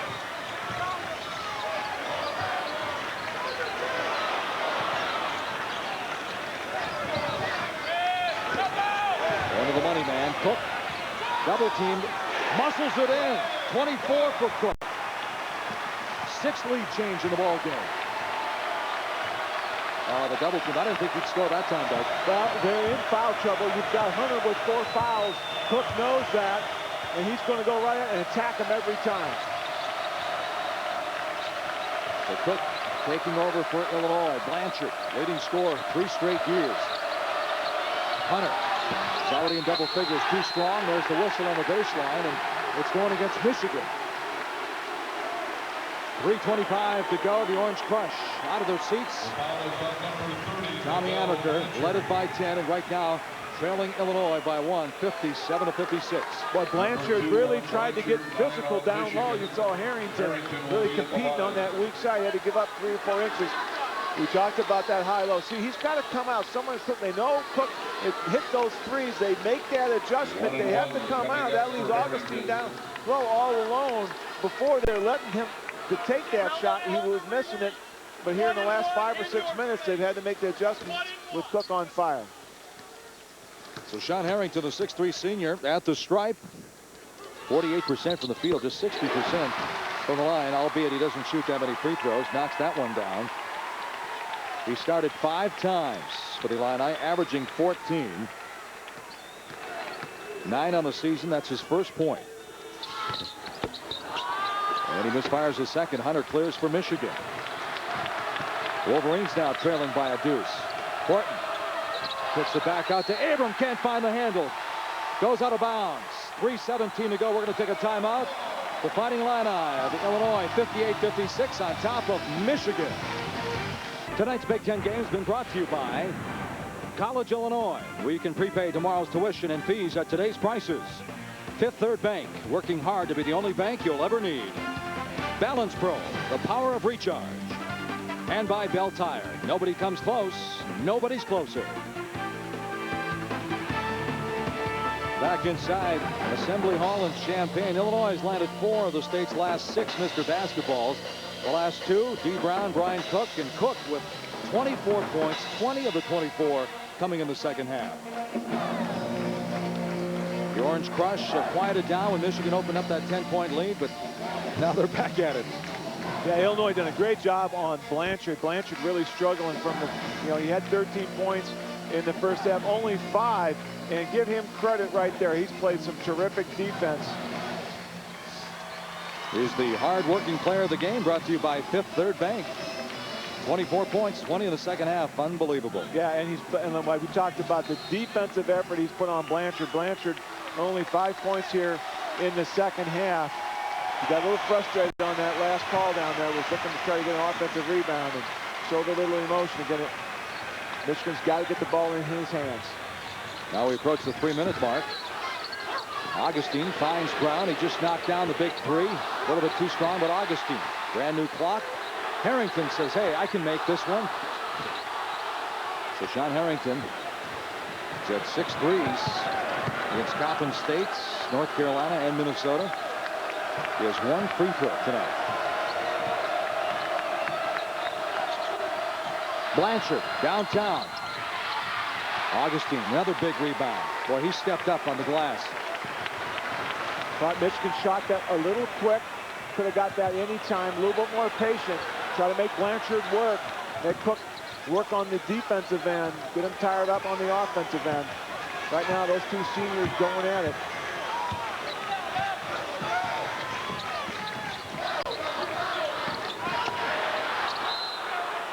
Freshman to freshman. Brown to Augustine. Knocked out of bounds by Michigan. It stays with Illinois. Holding on to that 2-point lead. Hanging in the balance, Tommy Amaker's 13-game winning streak. And really struggling there again, that out-of-bounds play. And they have really struggled on that. Michigan, I was just trying to get the words out. Didn't do it quickly enough. When they go to that zone, they sort of fall asleep. And Illinois is going in those seams. And that's about the 3rd or 4th time out-of-bounds play where Cook has got slashed to the open spot. See, no one's there. And that's why it's always, you play the zone because you don't want this to happen. But you see Augustine comes in and sets the screen on Blanchard. No communication. Again, he's at the free throw line. That's really hurt Michigan in this game so far. Illinois scored at least 8 or 10 points out of that out-of-bounds play. It seems like Cook is doing a much better job in the second half, moving to the open spot. You'd mentioned the bad spacing earlier in the game. 26 now for Cook. Illinois is on a 19-9 run since the technical foul on Bernard Robinson Jr. Yeah, that was a big play for them. I mean, it was a real turnaround, both emotionally. You can't guard the free throw line, Mike, and they put him on there, and Cook was able to make 4 in a row. Robinson went down. He had to sit him down there for a little bit, try to grab his composure, and when he did, they really missed him out on the floor. Mentioned Sunday, Illinois has to go to East Lansing to take on Michigan State. Then they're back home against the Buckeyes, and then they travel to Purdue. Yeah, and whenever you go to Michigan State, I mean, just ask Indiana. They went in there, and even though Michigan State's struggling a little bit, they're still a tough team to beat. It wasn't too many years ago. They had the longest winning streak at home, and nothing like home cooking for Tom Izzo and the Spartans to get you fired, get you back on the winning ways. That big 3 by Adam Ballinger. He'd been struggling. Now, Bill Self said before the season, he told everyone the number 2 guy behind Brian Cook would change like the wind. I'm not sure who the number 2 guy is for Illinois behind Cook here in the second half. Maybe Augustine because of his work on the glass. Well, he's had to go to those 2 guys the whole second half, basically. A big shot. I mean, stop up Abram again. He's quiet. but he came up clutch there. But Seltz had to go with Cook and Augustine. Smith and Powell have really struggled against Michigan's athleticism. Cook again. Not to be denied. 28 points now. Boy, right now, all the guards, everybody's looking for number 34. There's Blanchard. Horton, the rookie, top of the key, too strong. Long rebound goes to Augustine, calls the timeout. He's running out of real estate. And Bill Self, after trailing by 10 now with a $1:10 to go, on top, 62-59 on Michigan. Yeah, we talked about both teams have really stepped up and hit clutch shot, big shots. Here, Abram, no one's there, and he answers the call. Both these teams down the stretch here have just hit one big bucket after another. Right now, Illinois' got 35 seconds on the shot clock with 1:10 to go. The clock is your enemy. You've got to burn some time off that clock. You're up 3, but you want to make sure you get a good shot and get the ball inside. We're in Champaign, Illinois, the home of the Fighting Illini Assembly Hall, alongside former Illini star Doug Altenberger. I'm Mike Gleason. Great to have you on board for this huge conference matchup. Michigan with a 13-game winning streak, hanging in the balance, 6-0, sitting on top of the Big Ten. Life on the road, though, in the Big Ten.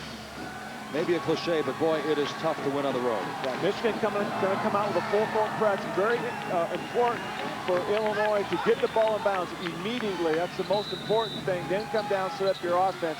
Try to get the ball inside. If you're Michigan, try to take away Cook. Don't let him beat you.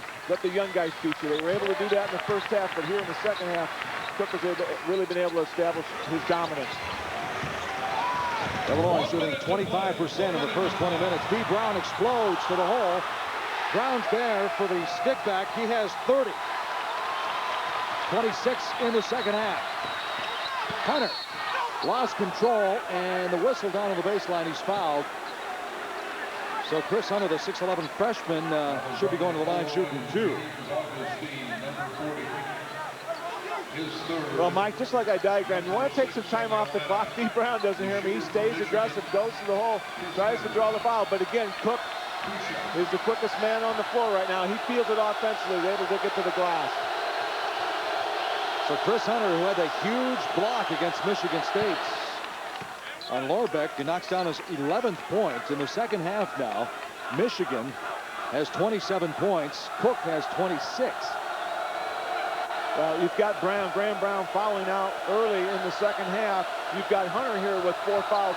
There you see the free throws so far in the game, but Hunter's got 4, and Cook knows that. He keeps attacking them. Someone else got to step up and help Hunter out. They can't afford to get him foul out of the game. Daniel Horton commits the foul, but playing his heart out, going for the steal on Darren Williams. And boy, he was awfully close on getting that steal. Williams lost the ball, and then Horton tried to come around it and almost got it, but Williams able to recover and then draw the foul. So Darren Williams, the 6'3 freshman out of the Colony in Texas. High school teammate of Bracy Wright, the freshman of Indiana.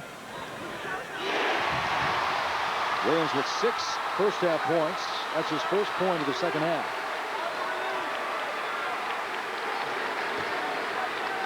Williams, 41% free throw shooter in Big Ten play, knocks down both. 8 points now, and Bill South leading by 6 with 40 seconds to go in the ball game.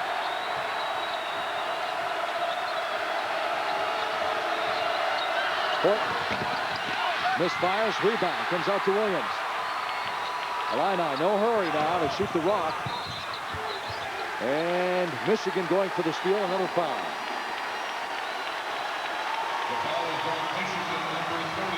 Now let's take a look at the Bell Tire drive of the game.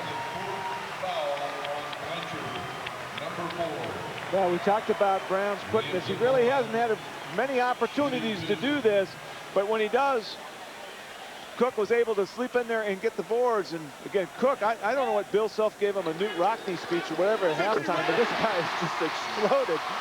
I mean, I've never seen anything like it. 27 points in the second half. He has single-handedly put this young team on his back and just carried him into this win tonight.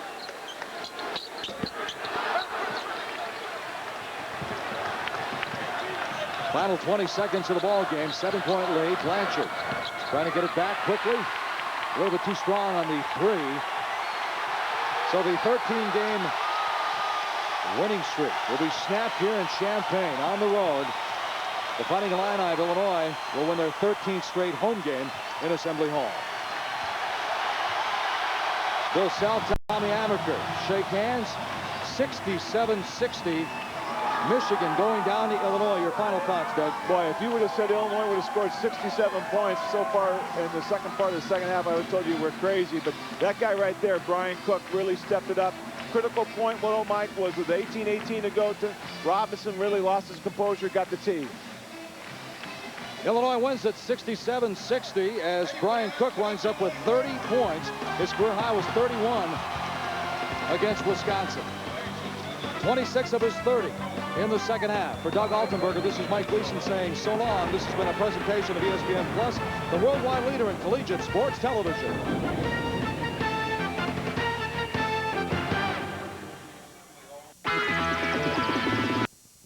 7-point ball game here after Arizona had led by as many as 18. Fox misses, gets a second chance, counted and one. Barry Tuckett, Dan Belwamity at the McHale Center here in Tucson, Arizona and California. The close game most of the first half. Arizona made the final 2 baskets of the half to make it a 10-point ball game. They stretched it out to 18 at the start of the second half. It is now at 13, and Fox at the line to try to make it 14. Lead Samir, very quiet in the first half with just 2 points, but he's come back here in the second half with back-to-back threes. Back-to-back threes, and then California coming down the floor, and Fox misses the first one, so you got a great chance to get it off the glass, but Fox right back, no screen out on him, and almost no screen out again. Fox got a bias for the ball. Yeah, you got to get the guy who shoots the ball. Cannot make that mistake. Screen the shooter out. Diggs in there against the bigger Fox. And it's going to be a California ball on a possession. Right now, Arizona has a team that could press in there with Gardner, Adams, Iguodala, and then Anderson in front. Now remember, the last 2 possessions, Amit Tamir hit Trace. So he's looking 3-ball again if they can find him and set a screen for him and try to open him up. The Bears going with 2 point guards, Midgley and Diggs. Here is Tamir, a tough shot. Couldn't get it, he was short. Try with the rebound. Now Gardner, he'll push it to Anderson to the basket. What a dish by Gardner, and what a finish by Anderson. Well, that's a big-time play.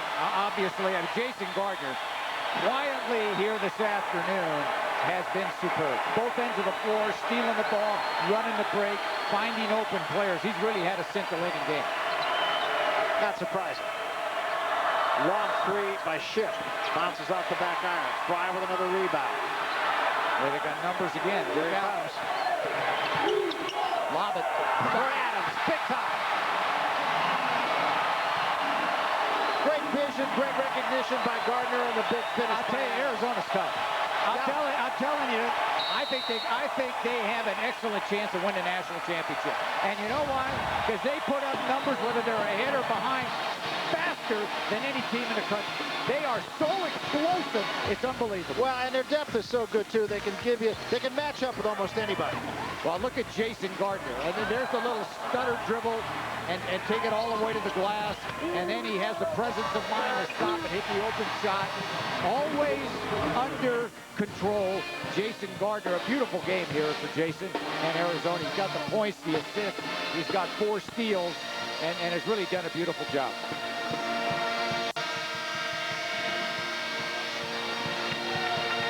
Great vision. Of course, the point guard always want to keep his head up. Look at Jason Gardner. This is classic stuff. Yeah, here's the dribble down the middle. Let's go ahead and finish it up. Dribble it all the way down. Oh, there's the lob and the dunk. Okay, well, that's a beautiful lob and a dunk that time. And Hassan Adams is going to run the baseline, and they're going to find him and make the play. And just like that, back to a 17-point ball game. Tamir draws a crowd. Skip pass. Tamir for 3. He's in a rhythm right now. But is it too little too late?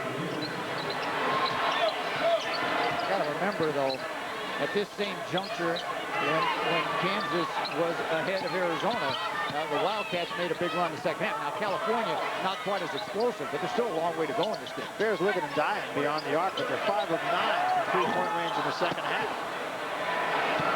And again, the Bears with a little bit of a crack in the door here. Schick thought about it. Now Diggs, they'll back off of Diggs. Yeah, they will not, and Diggs smartly doesn't look for the shot. But you're right, they are looking behind the line. Travel took the extra step. And we'll take a timeout with 10:18 remaining to be played in the ball game. And a look at the scoreboard shows the Arizona Wildcats 68, the Cal Bears 54. With his back to the basket, he makes one three, makes another one, and does a good job of finding his shot, and is at a very nice second half. And he knows he has to give him scoring, so he's been more proactive in the first half, only with a couple of points, 1 out of 5 from the field in the first half. But second half, he's given the Bears a bit of a lift. He has that ability to go off. He's done it against Washington. He's done it against Oregon. They're showing a little full-court pressure here. Well, this guy right here with the ball's tough to handle on the ball. Yes, he is. I mean, Gardner is like a human press break. He just kind of goes right by you when you try to press him. Iguodala. The jump stop and a jump hook that won't go. And it's going to be out of bounds to Arizona.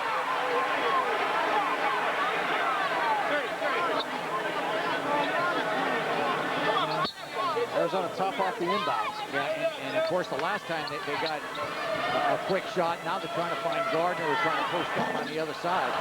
Ricky Anderson again keeps it alive. Stoudemire for three. A little long, and Diggs, nice job to get the rebound away from Iguodala.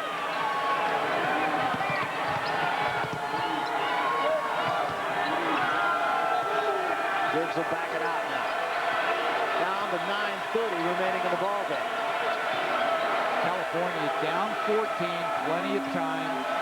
Every possession now critical for the Bears. I mean, they need something solid and effective. Good pass inside. Well, that was nicely done. Sure was. Very important when you're playing defense to have vision on your man and vision on the ball. If you don't have any vision on the guy you're guarding, you're in trouble. Gardner guarded by Schick. That's a tough matchup. There's the pull-up by Gardner, and again, an offensive rebound, and that misses, and a follow misses by Iguodala, and finally they go down hard, and a jump ball call, and the arrow belongs to Arizona. So the Bears, while they're getting misses, just cannot control the rebound. Yeah, at the other end, here's the guy that's not watching the play. Watch the move on the baseline and watch the pass inside. Very important to have some vision on both your man and the ball. Ricky Anderson with a big three. Anderson's having a big night. He's got 15 in the ballgame.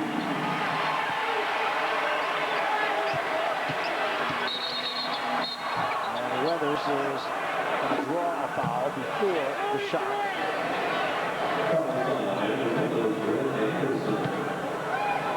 Will not be a shooting situation, so Bears will inbound.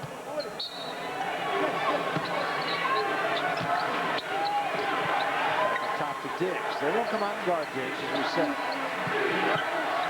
Gardner will play more passively and wild card in hell, but there's a solid move all the way to the baseline. Joe Schick, now he could not do that when he first came to California. Strictly a perimeter player, but he's really developed his game, and he can take it to the goal as well as anybody now. That's by 13, but the Bears have to get some rebounds if they're going to get back in. And Stoudemire with a dagger. Is he unbelievable? I mean, you talk about long-range effectiveness. Celine Stoudemire. Weathers coming back the other way, missed the shot. One only. Iguodala clears. Anderson on the wing. This time, follow, misses, and another follow by Fry. Bears simply cannot control the board.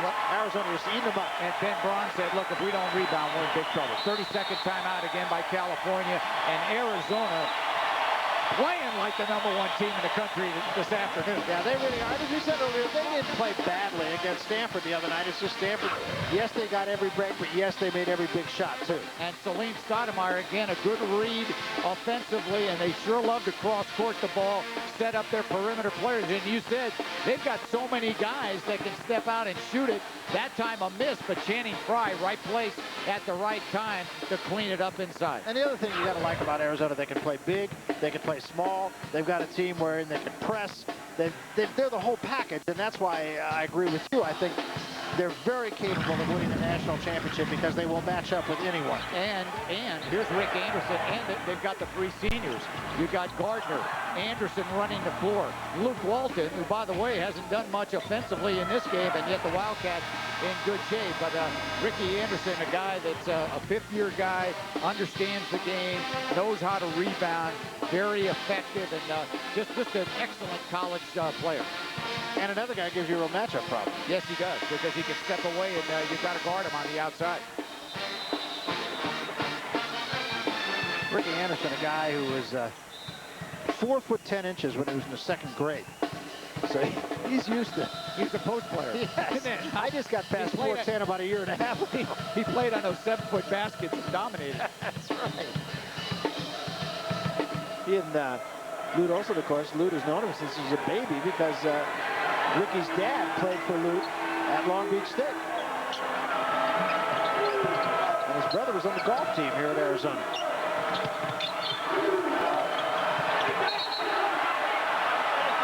It's going to be called a force out. Cal will maintain possession. And a timeout with 7:25 in the clock. The ally of the Arizona Wildcats. They lead it here at the McHale Center by 18. With 7:25 remaining to be played in the ball game. More hoops coming your way this Sunday night as the ACC returns to Fox Sports Net. Got a double dip, 17th ranked Wake Forest against the North Carolina Tar Heels. And then we go to Tallahassee where it'll be the Duke Blue Devils, ranked number 5 right now against the Florida State Seminoles. Coverage beginning at 5 Eastern, 2 Pacific right here on Fox Sports Net tomorrow. Take a look at the Whataburger game summary. Well, we'll look at it in just a moment.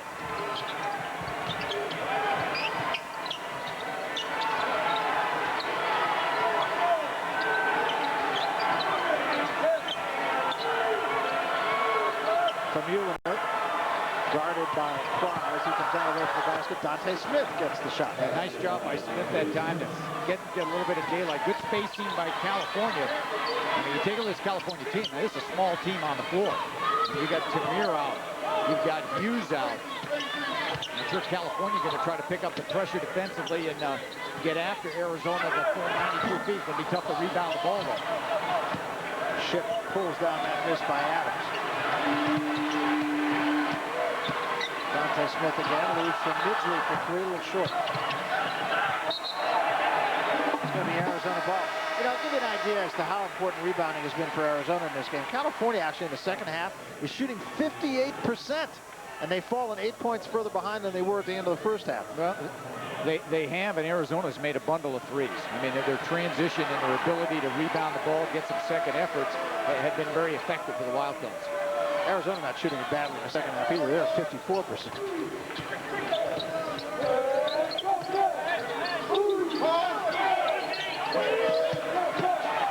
Anderson got everybody in the air. Gabriel Hughes finally just wraps him up. Is he okay? Well, one official had a foul, but the outside official had a travel. And the outside official in this case is going to win the battle because they're going to say Anderson shuffled his feet. Obviously, there was contact, but he may have traveled just before. That's a pretty tough call against Anderson. Midgley goes down. Finally gets it back for Shit. Let's see what the call is. They're going to go over and back. No, they're going to get a travel on Midgley. Ben Braun's saying, how can there be a travel when my man didn't roll over on the floor? All he did was fall down. But there isn't. That's the call. And you look at the turnovers. That's the other astounding thing that Arizona, they just don't turn the ball over. I mean, 8 turnovers is a terrific effort. Floater won't go. Finally, Midgley comes down with the batted rebound.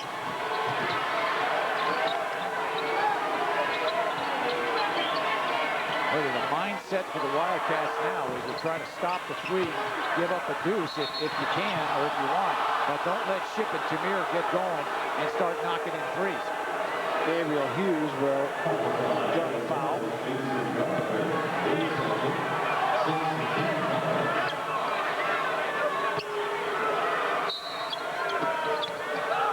Ship coming off the baseline. So where's the help? Well, and Lute Olson kind of shaking his head, saying, you know, what's going on? We were not mentally alert on that out of bounds. Oh, to be under control.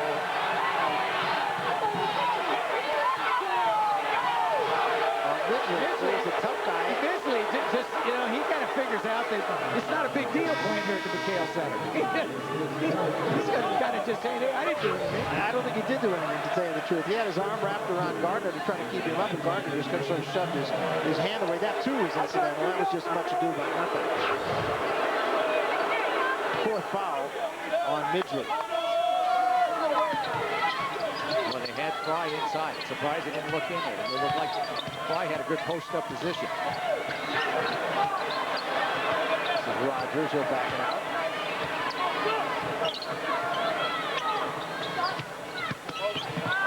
Gardner baseline draws the foul.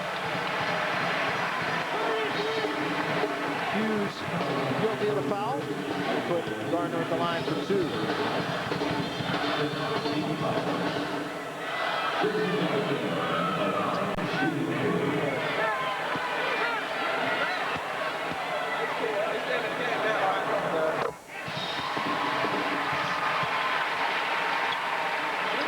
Well, now let's take a look at the score, which is 77-62 with 5:06 remaining to be played. And now 78-62.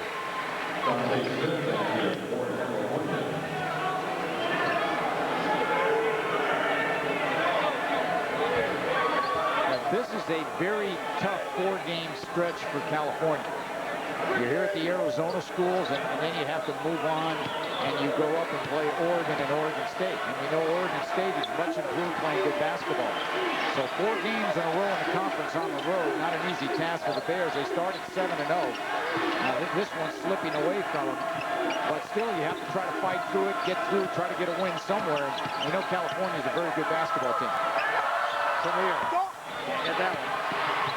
But Dante Smith runs it down. Dante Smith, I think, giving Ben Braun some pretty good minutes.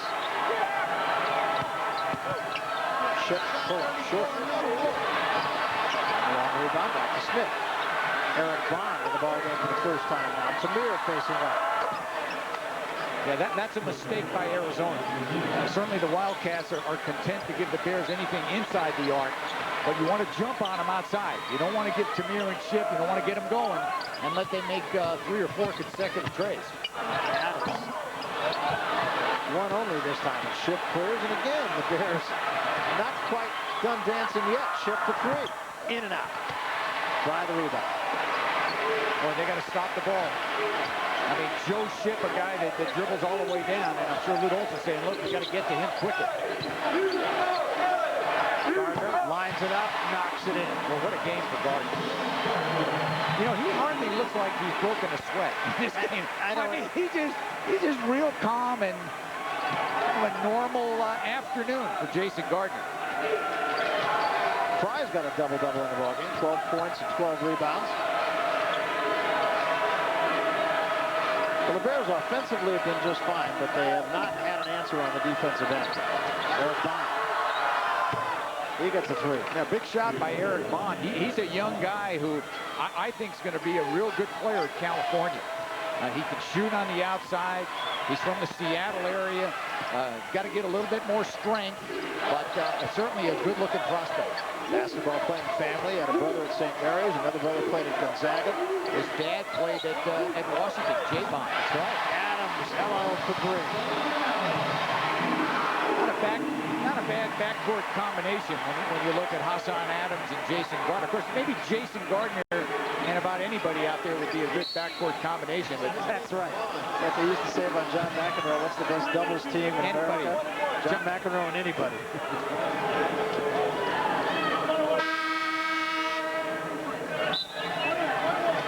Luke Walton will come back into the ballgame after a long rest and picked up his 4th foul early in the second half. And guess what?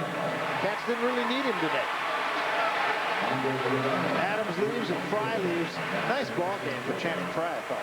Yeah, Channing Fry and Lute Olson said, look, he's a young man that, you know, is still learning the game, still trying to understand every aspect, but he's got so much talent, a good shot blocker, a very nice young guy who's working on his game, getting better and better. He was really superb this afternoon. 5 Arizona players now in double figures. Adams has 10, Gardner 18, Anderson 15, Fry 12, and Salim Stoudemire has 13. So they can beat you a lot of ways, and they used a lot of ways to beat California today. Not over yet, but the Cats lead it by 13, 2:44 remaining. Sportsnet has been brought to you by Infiniti, makers of innovative, high-performance premium vehicles. An 83-70 ball game with 2:44 remaining. Some of you will be leaving us now for your local programming.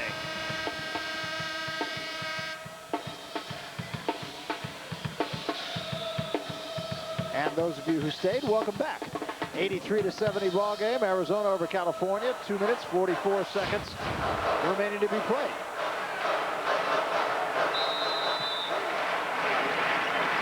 Of course, California, no other option right now. You've got to pick it up full court and hope you can get a deflection. And, of course, Arizona, they want to utilize the whole 35-second clock. I don't think they're going to look for anything early in the possession unless it's wide open and they get an easy shot. Chris Rogers got in the air and got fouled. Solomon Hughes fouled him on the way to the basket. That'll put Rogers at the line. That's the 4th personal foul on Solomon Hughes.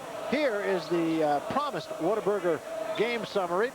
You can see the field goal percentages have both improved. Both teams are in the 30s at the half. But free throws, not so good for California. Arizona didn't shoot them very well the other night. Shot them very well today. Bond, Migsley, and Weathers come back into the California lineup. Hughes, Diggs, and Smith leave. Ben Braun trying to use a little offense for defense substitution, trying to get now a better offensive three-point shooting team on the floor. And then if there's a whistle and he gets a chance, he'll put his big guys back in to play defense. So Rogers converts, and it is a 15-point Arizona lead. You got to think all three if you're California. Midgley got in the air. Now Bond runs it down. Ship to Bond, to the basket. All but the basket. I'm surprised in college basketball when you know the other team is all they're looking for is a three. Why not play a 5-man zone ahead of the line? I mean, just get above the line. You know, if you give up a 2, you give up a 2. But get everybody on top of the line so you negate any three-point opportunity late in the game.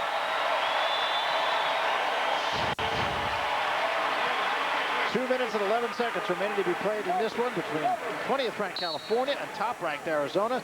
85-70, the hometown Wildcats avenging a defeat on Thursday night at the hands of the Stanford Cardinal. They have not lost back-to-back conference games since Lute Olson's first year back in 1983-84. And it's not going to happen this time either. They'll utilize some of the clock here. Stoudemire. What a dish to Iguodala for the finish. Oh, what a play by Stoudemire. Well, he brings that to the table, not to mention a tremendous shooter. Freshman of the year last year in the Pac-10 Conference. And Iguodala has played big also. I mean, he is lanky. He can run the floor. He's a leaper. Very good defender and effective. Joe Schiff knocks in a rainbow. Takes the air out of the crowd for just a moment. But this one pretty well in hand now for Arizona. 87-73. Just a minute and 26 seconds remaining. The executive producer of Pac-10 basketball was Bill Borson. Coordinating producers Gary Garcia and Roy Hamilton. Today's game produced by Dennis Kirkpatrick and directed by Lucinda Owens. The Vice President of Remote Operations is Andrea Berry. And the Director of Remote Operations is Debbie Kilmartin. Fox comes back in and Walton will leave. Walton hardly a factor in this game except for 6 assists. Did not score in the ball game. But that's how good this team is. And that speaks volumes about this team. Walton does not score, and yet Arizona will win comfortably. Now, the other story is Salim Sotomayor missing a free throw. Yeah, that's right. Call the foul on Stoudemire. That'll be his third. Midgley will go to the free throw line. And of course, if you're Arizona in this situation, I mean, you certainly don't want the clock to stop, even though the game is well in hand. But keep the clock going, play good defense. Don't give the Bears any impetus at all, and Midgley can't get the free throw in. So now Weathers thinking three all the way, brings it all the way out, and tries to get a trail. Although has his foot on the line, that's all. Got to do it. Fox with the rebound and a reach-in foul.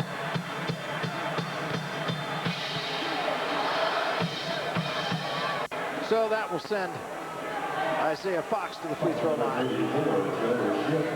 Yeah, Arizona will move on after today, Barry, and they play in the Northwest next week. They play Washington and Washington State. And Washington traditionally has always played Arizona well. Yeah, they have. They've done a good job in Seattle. There's some talent in Seattle that Low Omar has. They've been on again, off again. And of course, that's the Fox Sportsnet Thursday night game, which is a very good game. It's Washington and Arizona. And you look at the Wildcats and their upcoming schedule, and then UCLA also after that, and USC. So you got to feel sorry for Paul Graham at Washington State, don't you? You sure do. Had a tough time, and then he loses his best player for the year, and Marcus Moore. Yeah, Marcus Moore was right at the top of the conference in scoring. Of course, Joe Shinn leads the Pac-10 in scoring. Joe got off to a slow start, but he's getting near his 20 points now. We talked about upcoming schedule, Barry. Take a look at California.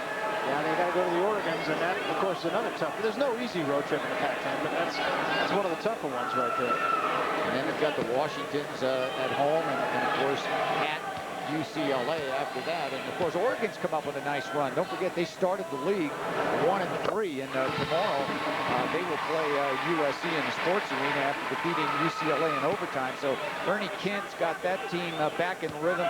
Cross-White playing well, and we know Ridnour and Jackson are tremendous players. So Oregon will be dangerous before the year's over. I think you're absolutely right. They've won 5 games in a row, 4 straight conference games.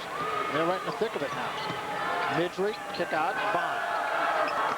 He's got another one. He's got a nice stroke. Yeah, you know, this is great for Bond. I mean, he's a young guy, and he needs confidence and getting a little playing time. And they know that he's a good shooter. He's not demonstrated that yet that he's consistent on that shot, but he's made 2 big trades in this game. So Iguodala will go to the free throw line now with 49 ticks remaining.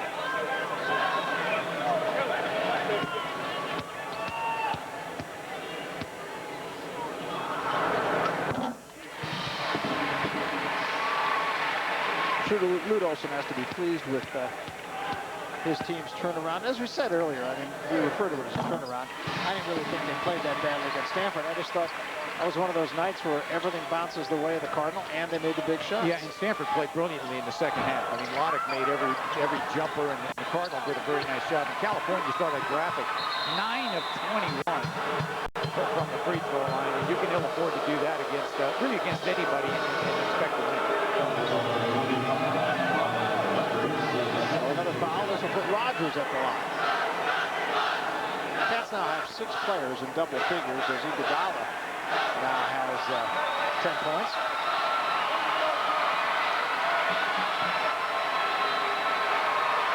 And Lute Olson will clear his bench. Jason Ranney will come into the ball game. And he will bring Phil Toys with him. And the crowd is standing over for Stoudemire and Iguodala. You know, and by the way, Arizona's had the #1 recruiting class in the country. Yes. Don't forget about that. That is an And incidentally. Yeah. So they lose 3 seniors. Yeah. That's the bad news. Yeah. And the good news is they got 2 of the top 4 players that are coming out of high school this year. Plus, they have a red shirt that they like a lot. Yeah, they do. Yeah, Dunn's a very good red shirt out of New Mexico. They like him. Weathers going to the basket from Midgley. California now, I think, may let him run all the way down and not foul. Now, you know what the fans want. They want the young guys that came into the game. They want Torres to go ahead and shoot it. Why not? They're going to hold it all the way. I know it. Let the young guys shoot. They'll just dribble it away, and Ship and Weathers will let that happen. And tough week on the road for Ben Braun and the Cal Bears, but Lute Olson's Wildcats got the ship righted after just a little bit of an iceberg, and they win it here 95-80. And it was really won on the boards, I think, in the first half, and then some excellent shooting in the second half. And you start looking at heroes, you could point to about 8 guys out. Well, you can balance scoring for Arizona. Good defensive job, and California just could not hang with them early. But I thought Jason Gardner was just spectacular today, and Celine Stoudemire made all the threes. Big start in the second half for the Arizona Wildcats. I thought Channing Frye really helped them, too. 12 points and 12 rebounds, and despite being in a little bit of foul trouble at the end of the first half, a complete team effort for Arizona. So they now have undisputed possession of first place in the Pac-10 Conference. California and Stanford tied for second place. And then Oregon 5-3, and the Ducks very dangerous indeed. Arizona State losing today to Stanford, now 5 up and 4 down. And that Oregon State team, again, I think Jay John has done a wonderful job with that team. They are 10 up and 7 down. They play at UCLA today, and who knows? Well, who knows if they can get a win. They are playing very well, but now the top of the conference, you know, a little more together than it was, and Arizona comes up with a big win here this afternoon. Well, they really did, and very much of a team effort as well, and a lot of people saying, oh my gosh, what's going on? What's the problem? They lost on Thursday. There's no problem at all. This is an outstanding basketball team that just happened to get nipped by a Stanford team that had the ball bounced the right way for them, and as we said earlier, managed to make key shots. So 1 out of 2 for Arizona over the weekend. They likely will fall out of #1 place in the country, but they'll still be 3 or 4, and don't you know they'll be there in March. Well, for some of you, our next Pac-10 telecast will be tomorrow. The number 22 Oregon Ducks take on the USC Trojans in LA. Game time 3 o'clock Eastern, 12 Pacific. That'll be followed by an action-packed doubleheader in the ACC as Wake Forest, number 17 in the country, travels to North Carolina, and then to Tallahassee for Duke and Florida State. All the action getting started with the tip-off show at 5 p.m. Eastern, 2 o'clock Pacific. A wrap for us from here at the McHale Center. Arizona wins it 95-80. For Dan Belwamini, I'm Barry Tompkins. So long, everybody.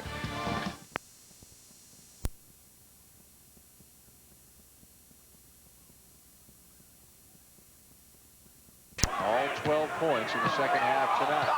Blocked by Walker. Good job by Walker rotating over. Take it to the goal. Take it to the goal.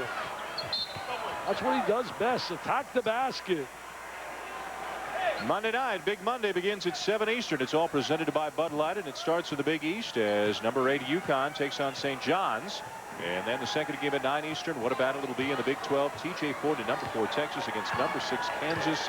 Stinging now from consecutive losses at Colorado and home against Arizona. Texas walloped Missouri today by 21 points. Oh, I didn't see that score. Wow, by 20. 76-55. They've been playing really outstanding. TJ Ford has taken his game to another level. That's why I pick him right now as my point guard in America at the mid-season mark for a strong play in the Big 12. Hey, I know Roy Williams, and I'm going to flat out tell you, his kids tomorrow and the next day are going to be so mentally ready. Texas has got a war in its hands down here in Rock Chalk Jayhawk land, and you better believe Rick Barnes knows that. He knows that this team is smarting, losing 2 games in a row. I like to know the last time. Well, they lost 2 games in a row earlier this year. That's right. Yeah, twice in the same season. Yeah, North Carolina and Florida beat them. Mark Gottfried has waved the white towel now, emptying the bench. Down 16 with under a minute to go. What an ugly night for everyone on the Alabama team, with the possible exception of Emmett Thomas, who knocked down a couple of threes and had 13 points. It's been a great effort. I think Mark Godfrey will be the first to tell you, by Kentucky. They came here focused. Look at their bench. They're all standing up. They're all standing up. They all realize they're all shaking hands. They know it's a team effort. They all really playing together. Look at them. Look at them right there. That's what winning does. There's Bogans. They're not worried about points. They're just worried about success, success, success. And what a comeback after being embarrassed. They were absolutely embarrassed in that second half by Louisville. And there's the other side. You're looking there at the Alabama side, a lot of sad faces there. The coach has got a lot of work ahead of him now. Now Tubby Smith getting some guys a minute or so of playing time. Preston LeMaster, Matt Heisenbuttle, Bernard Cote, Brandon Stockton, and Ravi Moss on the floor right now for the Cats. Well, not only Mark Godfrey, but Sammy Jackson and Coach Hurley and Coach Pearson and all those guys have to rally the troops, the assistants as well. Losing 4 out of 5, they're going to have a lot of negative press to deal with. And here's where teams could either go one way or the other. You got to regroup. You can't have guys blaming one another, because that's the part of coaching that's so special. And that's where Tubby Smith excels, that he can handle all that negativism and get the troops to still play. Well, enjoy the tennis tonight. Enjoy the Super Bowl tomorrow on NBC. Go Bucks, baby. Get a good night's rest tonight, Keyshawn. Right. Mr. Sapp, Mr. Barber, one of my favorites. The Bucks will march on. Hey, Kentucky with a big win. 9 in a row. And 28 in a row is over here. That's right. Winning streak at home is over. Kentucky by 17. Coming up next year on ESPN, it's the Australian Open men's final. This has been a presentation of ESPN, the worldwide leader in sports. For more, log on to ESPN.com. Now to the men's final live from Melbourne Park.